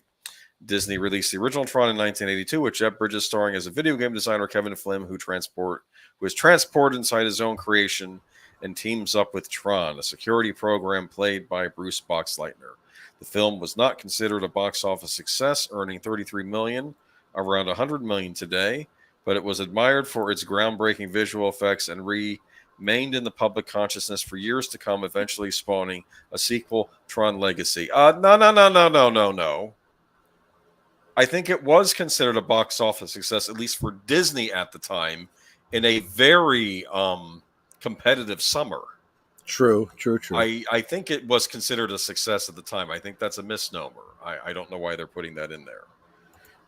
Okay. In fact, that's what the documentary said as much, unless, yeah. The second film from Joseph Kosinski, starring Bridges, Garrett Hedlund, and Olivia Wilde, and earned $400 million, not enough to get a planned sequel with Kosinski and his stars off the ground. After years of development, Disney officially scrapped the Kosinski sequel in 2015, and since then, there have been various attempts to crack Tron 3. Most recently, Lion filmmaker Garth Davis board in 2020, but that iteration did not move forward. Ronning directed Maleficent, Mistress of Evil, and co-directed Pirates of the Caribbean, Tedman Tell No Tales, with his Kon-Tiki co-director Espen Sandberg. He has completed filming on the Daisy Ridley feature Young Women and the Sea. Ronning is repped by UTA, Brilston Entertainment Partners, and Sloan Offer. Leto starred in the Spider-Man spin-off Morbius for Sony last year. I won't talk about that. And on Apple TV Plus's We Crashed, the Oscar winner has Disney's Haunted Mansion and Darren Athana's Adrift coming up. Leto is repped by WME and Jorn Levine. What do you think? Okay. So I do want to drop another link real quick. Gothic Therapy, and I misspelled Gothic. I spelled it Thothic. Gothic Therapy did a video. This is therapy? Right. They did a video. Sorry, it's a channel that I really enjoy. Gothic Therapy. Okay. Master of the TDS and the Writing Raven have a show actually kind of very similar to this one, bringing you the geeky news and kind of doing it in a very stylized Gothic kind of way with a mental health bent. At the end of it, they diagnose how the news lines up as far as different mental disturbances. It's a good channel. Check it out. They had a take where they said, well, yeah, but this is Disney. And why they chose Jared Leto over this person or that person, I don't know. Well, here's something to keep in mind. The reason that this rumor that we talked about last year and the fact that Jared Leto is still attached to it has less to do with Disney wanting Jared Leto to be involved in it so much as this is Jared Leto pushing there to be a sequel that he wants to be in. This is him championing this cause, kind of like The Rock pushing for Black Adam. But in this particular instance, I believe Jared Leto is looking for his production company to be doing this. That could be why Disney is willing to get behind it, because it's like, well, it's your investment, your money. We'll distribute it, and maybe we make some money out of it here, you know? So keep that in mind as well.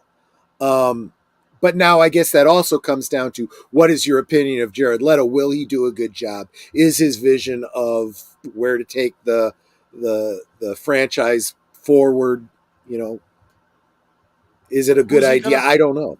Who's he gonna play? Probably a new character. Okay.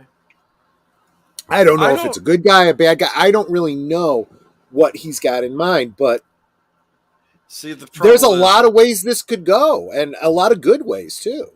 Good ways or bad. It's obviously not going to be the sequel we would have gotten from Tron Legacy that would have been That planned. is true, and but that's something that Leto's going to have to deal with too, because you got plot threads that people want to see resolved, and every treatment that I've seen does involve Olivia, what's her name's character, Cora, yeah. I don't know, because I figured she was going to play an important part in the sequels, because this was someone from the world that came to our world. So I was even if you have to go and do it without Bridges and Boxleitner, even though again they said they'd be up for it, if there's a place for them. Real quick, I want to say goodnight to Horizon Talker. He's gotta hit the hay. So take care, Horizon. Well, I'd be fine if Lynn's son is in it, and I would married to Cora at this point. They were hinting at romance possibly with the two of them. Unless they go with modern Disney and have them not be romantically involved, because why would we do that? Well, it could be very interesting, because I mean, if they speaking of another Disney property, they could very well do this as like a Splash kind of story, right? You got the girl out of place, trying to understand the world, with the guy she likes and whatnot. It could be a good story. The other thing, the story we were going to get. Yeah. The other thing is that a lot of speculation is that it would have to do with more programs coming out into the real world. I see potential there, but I also see potential for really bland stories and horrible special effects, a lack of special effects. You're not going to have that stylized, computer world that we're looking for. No, they can't. No. It was, those effects were state of the art when Tron Legacy. They still hold up well, and I don't. Yeah. So also, I don't know. They were already hinting with Tron 3 who the villain was going to be, or at least a return. It was going to be the MCP again, because they had a scene on the Tron Legacy Blu-ray where you could see Cillian Murphy was communicating with the Master Control Program again. Cillian Murphy, the Dillinger's son. So and they made a point like, is Cillian Murphy going to be in the sequel? We wouldn't cast Cillian Murphy in a movie. We're going to use him as the villain later on. It's true. They were setting that up in Tron. Uprising. I mean, there's no reason this has to be a bad movie. It could be a great movie. I have nothing against Jared Leto. Some of his movies as of late have been questionable in quality, especially with his. That's not all. I was going to say that's not always necessarily his acting. No, I tend not to go after actors unless they open up their mouths and act stupid. And I mean, heck, look at his portrayal of the Joker. I mean, the first portrayal of the Joker was terrible, but the movie was terrible. Apparently, his portrayal of the Joker in the Justice League movie, or I guess it was the Snyder cut of it, everyone says was really good. So I guess it has a lot to do with who the director is. Yeah. Which I think is always true. I think people need to keep that in mind. Sometimes very good actors could be in very bad films with very bad directing, and oftentimes even bad editing, and it's not their fault that their performance suffers for it. No, and to be fair, I did really like his performance in Blade Runner 2049 as the villain. I did too. That was excellent. That. And I could see him playing like a program, like maybe somebody on the grid, like a program. Because I always notice the programs, sometimes they have personalities, but they're not really humans. They have these quirks to them, kind of like replicants do. And I could see him playing one of those. Although I could also see him playing a dual role, like some businessman or some programmer or something, and he plays both. Yeah, exactly. Yeah. So give him a chance to do some show some of his acting chops, playing two very different roles. You know, Bruce Boxleitner coming back as Tron, because they hinted that at the end that Tron finally broke free of the controls, right? and if that happens, they could do. You know, they could just make use of the same de-aging. I'd love to see that. So I think that was an issue on Tron Legacy, on the Tron Uprising show, is that they actually show that Clue was able to reprogram all of the security guards. And that's eventually what happens with Tron, as you see, and when he's called Rinsler in Tron Legacy. Spoiler, he's Rinsler. Yeah. There you go. But anyway, I don't know. I want it to be good. But the funny thing is, the director of Tron Legacy, do you know what he directed recently? He did Top Gun Maverick. Yep. Basically, he got lost. He lost out on the opportunity to direct the Tron sequel, and he was kind of, I guess, in the wilderness, and then he got the opportunity to do Top Gun Maverick, so now he's soaring.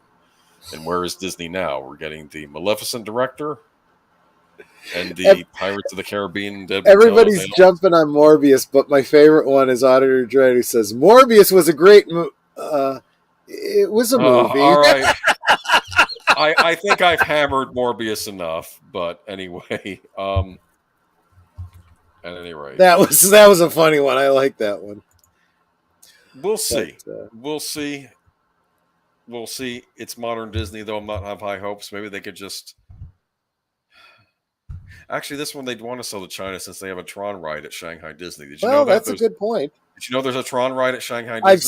I've seen it. Yeah, it looks pretty cool. It looks amazing. Apparently, they're working on one for the Orlando location, which they're taking their sweet time with. But again, so another sequel. Go ahead. I was gonna say though, we attack Disney, but we want to love Disney again, just like we loved all these other companies. We just need them to get their shit together. Yeah. And knock it off with the nonsense. And I have to tell you, Marvel, I'm pretty much done with. I mean, we'll see.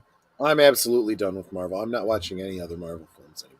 I'm kind of curious how the next Ant-Man movie will do, because it actually doesn't look bad. It looks like one of the normal Marvel movies, but I'm wondering if maybe there'll be backlash because of what's come out recently.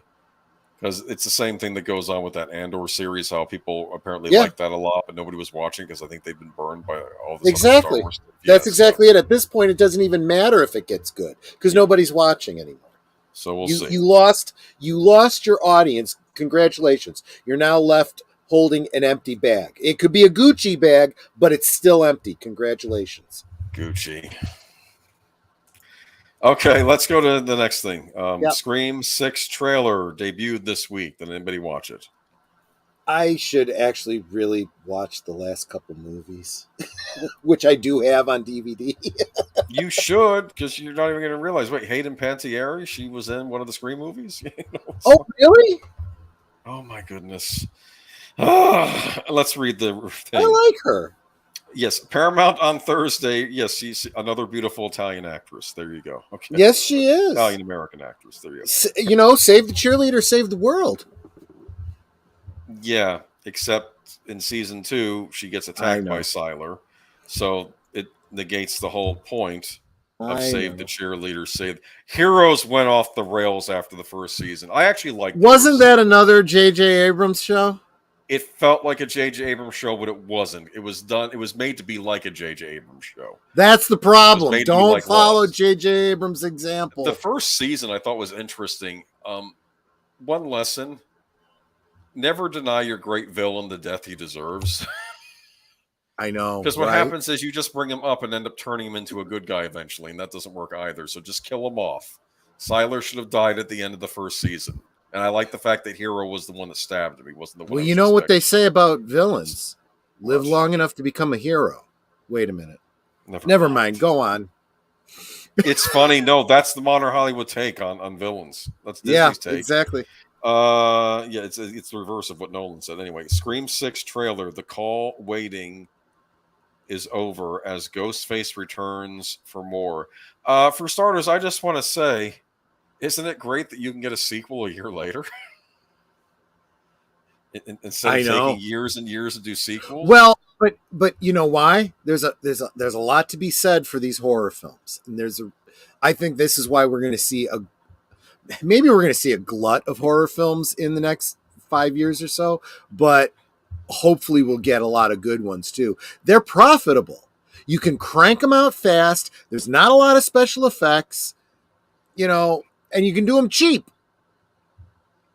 That's true. Well, that's how movies used to be. They didn't. You have to people have to remember that effects movies were like a treat.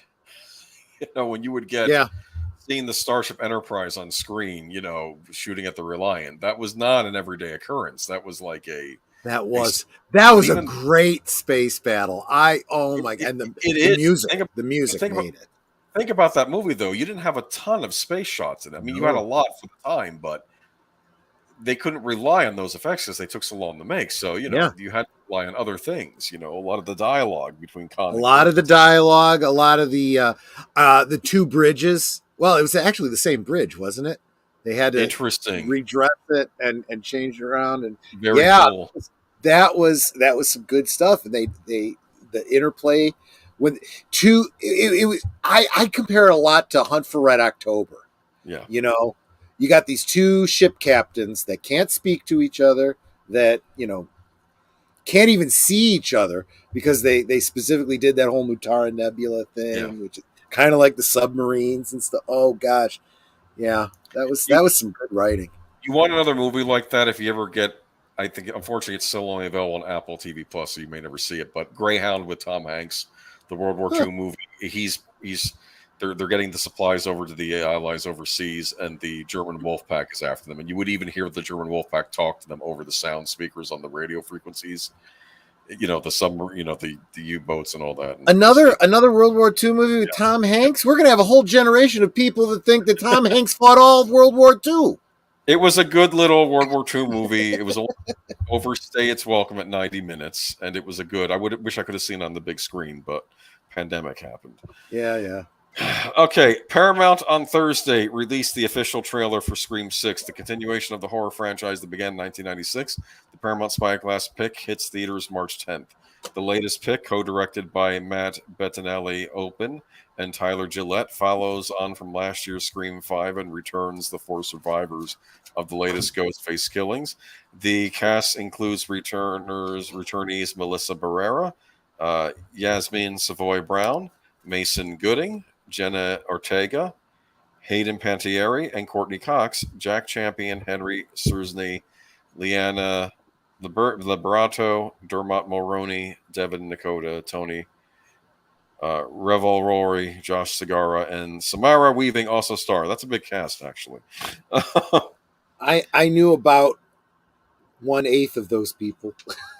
A lot of them are new actors, but they were good in the first one. A notable absentee in the trailer that dropped today, Neve Campbell, like Cox's franchise regular, who revealed last year that she wasn't returning. It's Cox's Gail Weathers that gets the iconic phone call and the footage revealed today.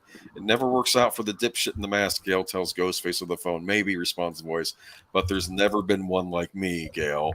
I'm something different. It looks like Barrera's Sam might be involved in the final showdown. James Vanderbilt and Guy Busick, who wrote Scream 5, return as the scribes. William Sirac Vanderbilt and Paul Neinstein are producers. Kevin Williamson, Gary Barber, Peter Oletiguri, Chad Villey, Cox, Ron Lynch. A lot of names attached as executive producers. Okay. And was it you that was telling me that there was talk about the possibility of getting Matthew Lillard back? I'd heard rumors that they might do that. That he didn't actually die in the first one. He just got. You said that at first. I was like, "No, he's dead." And then you pointed out, "Well, maybe not. He is, maybe he isn't." Started thinking in that whole horror film kind of way. I was like, "Oh, yeah, maybe not." Good point. I have actually liked the Scream series. I thought the weakest one was Part 3, but even that's not a bad movie. And I actually really enjoyed Scream 4, and I really enjoyed Scream 5 as well. So it's kind of interesting. No Neve Campbell this time around, though I kind of saw the last one as a passing of the torch anyway. But it's also possible that the Hayden Panettiere part in this movie was originally being written for Neve because she was a character in Scream 4. Scream 4 was like the next generation. It's like they keep going younger with the people getting involved. So she was one of the characters in Scream 4, where it was like another group of teenagers, but this was after Sydney and Gail were older now, and Yeah. Deputy Dewey was now the sheriff of the town, and it was years later. The neat thing about Scream is, though, it does follow its own continuity. Like, there are little nods to past things that have happened, so it doesn't forget about the past things in the movies and stuff. It does have a bit of a high bar that it needs to meet, right? Because it's because of how thoughtful it is about canon and continuity and stuff of other movies. It kind of has to be true to its own too. Yeah, exactly. And it's the funny thing about the Scream movies is it's very aware about how audiences react to things that they see in movies.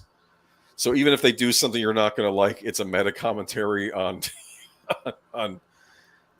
I don't want to get into it when you get around to seeing the sequels, like if they kill off a legacy character or do something else. It does seem to be the whole point of it is it's self-referential. That's one of the things I like. This one looks neat though because it starts out in New York City on Halloween, right? And of course, there are people running around dressed like Ghostface, right? But there's an actual Ghostface after them in New York City. I don't know if the whole movie takes place in New York City, but it'd be interesting if they switch it up to an urban environment. The trailer looked good. I mean, Jason took Manhattan. Why not? Maybe that's. Oh no! If they're following horror movie rhetoric, yeah, it's like, where do we go next? Don't do Scream in space. Actually, don't have Jenny Ortega's character go to get invited to space camp. I can see that too, and then it's Ghostface in space. No. When they go to space, it's all over. That's it. That probably did Bond into. They did Moonraker. He goes to space. Was Bond the same after that? I don't know. Why hide that for 5 movies? I don't know. Listen. I still prefer Cabin in the Woods. That's my hot take. Cabin in the Woods is a great movie, but I do like the Scream pictures. And I don't know. I need something to go to see on the big screen, don't I? It would be nice, right? Yeah, you need to catch up on Scream, though. I know you don't. I know you don't have tons of time, but they're worth checking out. I mean, I really don't have many excuses, right? I have them all on DVD. Were you a fan of the OC? I wasn't. I've seen it, but one of the actors from the OC shows up in Scream 4, which I thought was funny, as one of the deputies. Oh, okay. Cool. The nerdy guy. He's one of the deputies in Scream 4. I did a double take when I saw that, but okay. Anyway, final story of the night. Okay, I didn't know if you were actually going to go with this one, so I left it off the. Well, we're not going to spend too much time on it, but it's kind of a serious news story. Yeah, Julian Sands is missing. Speaking of horror movies, he was in a lot of them. He was in the Warlock series and among others. Yeah. Actor Julian Sands, known for roles in films like Room with View and Warlock. Boxing Helena. Oh, I've heard of that one. I've not seen it. Okay, it's a mind trip. That's Jennifer Lynch film. Was that the one? Okay, I'll talk about it later. Yeah. Okay, sure. He was reported missing Friday after going hiking in California's San Gabriel Mountains earlier that day. San Bernardino County Sheriff's Department spokesman Nate Campos told the Hollywood Reporter. Sands, a 65-year-old resident of North Hollywood, was reported missing around 7:30 p.m. Friday in the Baldy Bowl area of Mount Baldy. According to authorities, a search began, but ground crews were taken off the mountain Saturday evening amid avalanche risks and poor trail conditions due to snow and ice. Search continued via helicopters and drones as weather permitted, as ground crews will resume their work when it is safe to do so. The Sheriff's Department, which is also with the Forest Service to find Sands, urges individuals to stay out of the area due to treacherous hiking conditions. In press releases issued Wednesday, the Sheriff's Department noted that conditions have led to 14 rescue missions in the past 4 weeks and that 2 hikers have died in that span. THR has reached out to the Sands team for further comment. The British Force Sands began his career with supporting performances in films like 1984 titled Oxford Blues and The Killing Fields. He then landed a lead role opposite Helena Bonham Carter and director James Ivory's A Room with a View in 1985, which earned 8 Oscar nominations, including Best Pictures, and 3 wins. And he was in Naked Lunch as well. Remember Naked Lunch? I remember the name. I'm not sure that I ever saw it. That's a weird one. Oh, Girl with the Dragon Tattoo by David Fincher. He's been in a lot of stuff. I hope we're not reading an obituary here, and I hope he's found. And wherever you are, Julian, stay safe, and hopefully hope is on the way. Yep. And maybe also use it as a cautionary tale. Be careful. Watch where you're going, and have a safety plan. Julian Sands played the only villain on Person of Interest that got away. He was wonderful in Warlock. Warlock's a great little horror movie from the 90s of all decades, too. It's almost a modern take. It's almost another take on the vampire genre, even though he's a wizard, It kind of reminds me of like a vampire picture, right? Yep. Kind of. I don't know. Okay, but I think that's it. Was Naked Lunch a Terry Gilliam film? I think so, but something else in me tells me it was a Cronenberg movie, but maybe not. I'll tell you in just a second. So that was a weird one. Yeah, it was David Cronenberg. Yeah. Okay. He wrote and directed it. Yeah. Yes, good old David Cronenberg, who makes very gross movies. But anyway. Oh, wait! I did see this. Oh no! I was focusing on Julian Sands. It was Peter Weller was the main lead. Now I remember this one. Yeah. Yeah, I would say there are phallic symbols in it, but it might go beyond that. Yeah, and some of it, if it's symbolism, is a bit out there. So, all right. So, I guess that wraps it up for tonight. Yep. I am tuckered out this week. I don't know what it is. I'm hoping, though, next week, we will have a special guest on Deleted Scenes. We'll talk about the Oscar noms. He is our subject matter expert, so that'll be something to look forward to. I'll be taking a bit of a backseat because I know nothing about modern films. I know nothing about. I certainly have no interest in award shows. That's for sure. I'm pretty eclectic in my movie taste. I'll give anything a shot if it gets. I mean, I did watch that Brendan Fraser Morbidly Obese Man movie recently, so I saw that. Well, yeah. I keep wanting to see all these other movies like The Menu and like The Banshees of Something. They're all on the streaming service I've accessed, so I just don't have time to watch them. But see, right. And you keep telling me I got to see this, I got to see that, I got to see whatever. Oh, you're busy. You got to see this. The Scream movies are fun, though. Mr. Matchstick actually, watching Brendan Fraser eat himself to death is not fun. Yeah. Okay, sorry. Go ahead. Mr. Matchstick says he picked up Babylon 5 again. Just finished episode 10, and it was damn good. I'm glad you're liking that, Mr. Matchstick. I think you're going to really, really enjoy it. Been thinking a lot about that. I might have to start rewatching it again. We never heard about that reboot series for that, did we? Yeah. I have heard it's still in limbo, so I've seen some articles that I would have sent you, except there wasn't anything new there, so I saw no sense in it. I'll see if I can dig anything up on Hogwarts Legacy for next week too. I want to see if there's what the quote unquote controversy is, because people keep talking about it. But I'm trying to think what else is going on. Yeah, no, Oscars will have enough to talk about. I know that, and unless you know that something's changed, Soundtracks with Birdman is out until February, so nothing this week. Yes. He's got a family situation. Keep him in your thoughts and prayers. Yeah. Our original Tuesday plans have now been moved to Thursday. Mm-hmm. So by all means, be sure to subscribe to Mr. Matchstick. Mr. Matchstick and Aged Boomer and myself, and I'm assuming a fourth, will be talking about, in light of the fact that Warner Brothers DC is going through a transition. Oh, here it is. Thursday on Topic Thunder, we'll be doing a DC movie phase 1. Yeah. A lot of fun with, especially this is three of the 6 movies of mine are Wonder Twins movies. I mean, I could see that. Oh, please. But especially with the fact that the Snyderverse is going away, they're with James Gunn, they're retooling and kind of rebooting things. Don't know where they're going, although I suspect we should be hearing at least some news this week. If we are, we'll bring that to you next week. But we will be discussing what we would do going forward and how we would reboot it. And then on Friday, we're going to on my channel on Last Call, kind of inspired by Mr. Matchstick's topic the night before.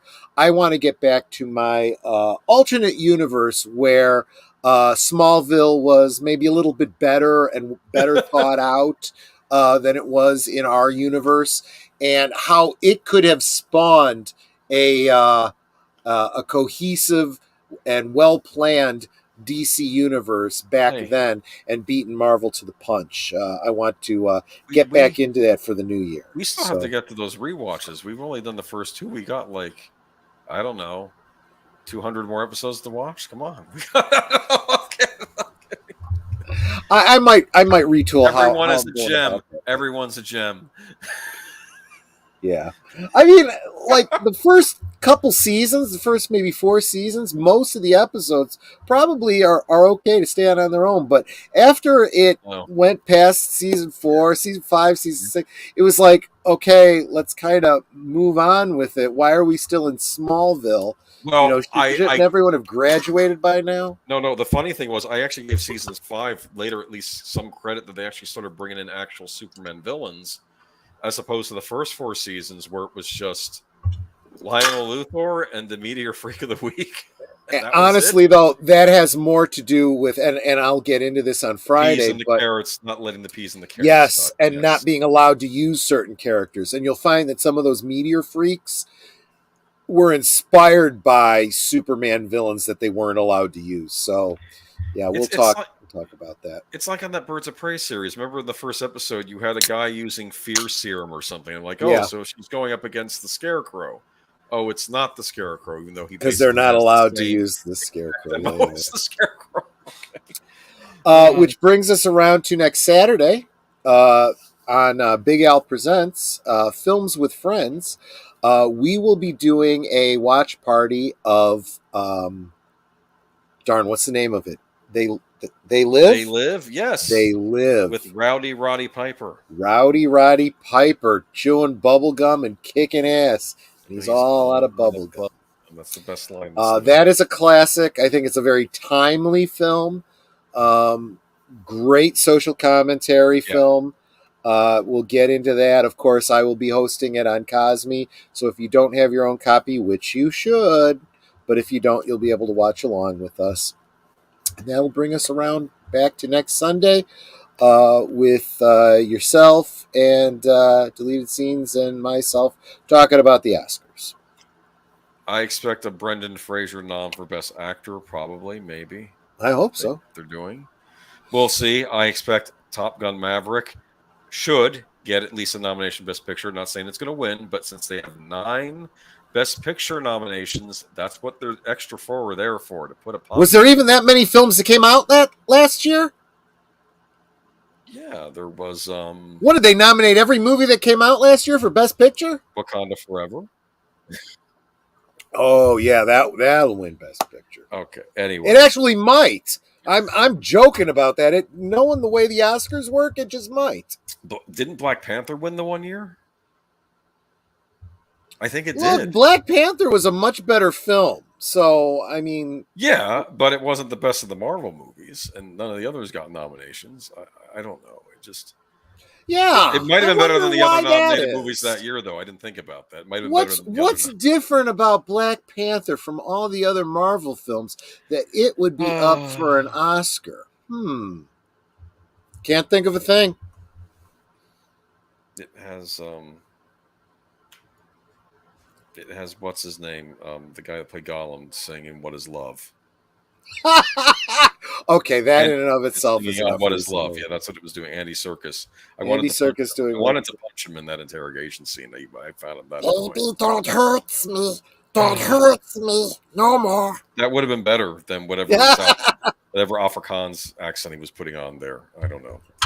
All right, so Black Panther was nominated, but didn't win. Okay, never mind then. Okay, so it was nominated but didn't win. Never mind then. What do I know? I haven't watched the Oscars since they started that 9 nomination. Did Captain America get nominated for Best Picture? Just wondering. Just wondering. No, because it had American in the title. I'm sorry. Oh yeah, good point. Good point. I'm sorry. Yeah, that can't win. Absolutely. I'm gonna give you a little spoiler for my Thursday thing about my little unit about my little line of DC movies. Mhm. America targeted toward an American audience, much like Top Gun Maverick was. That's what I'm going with.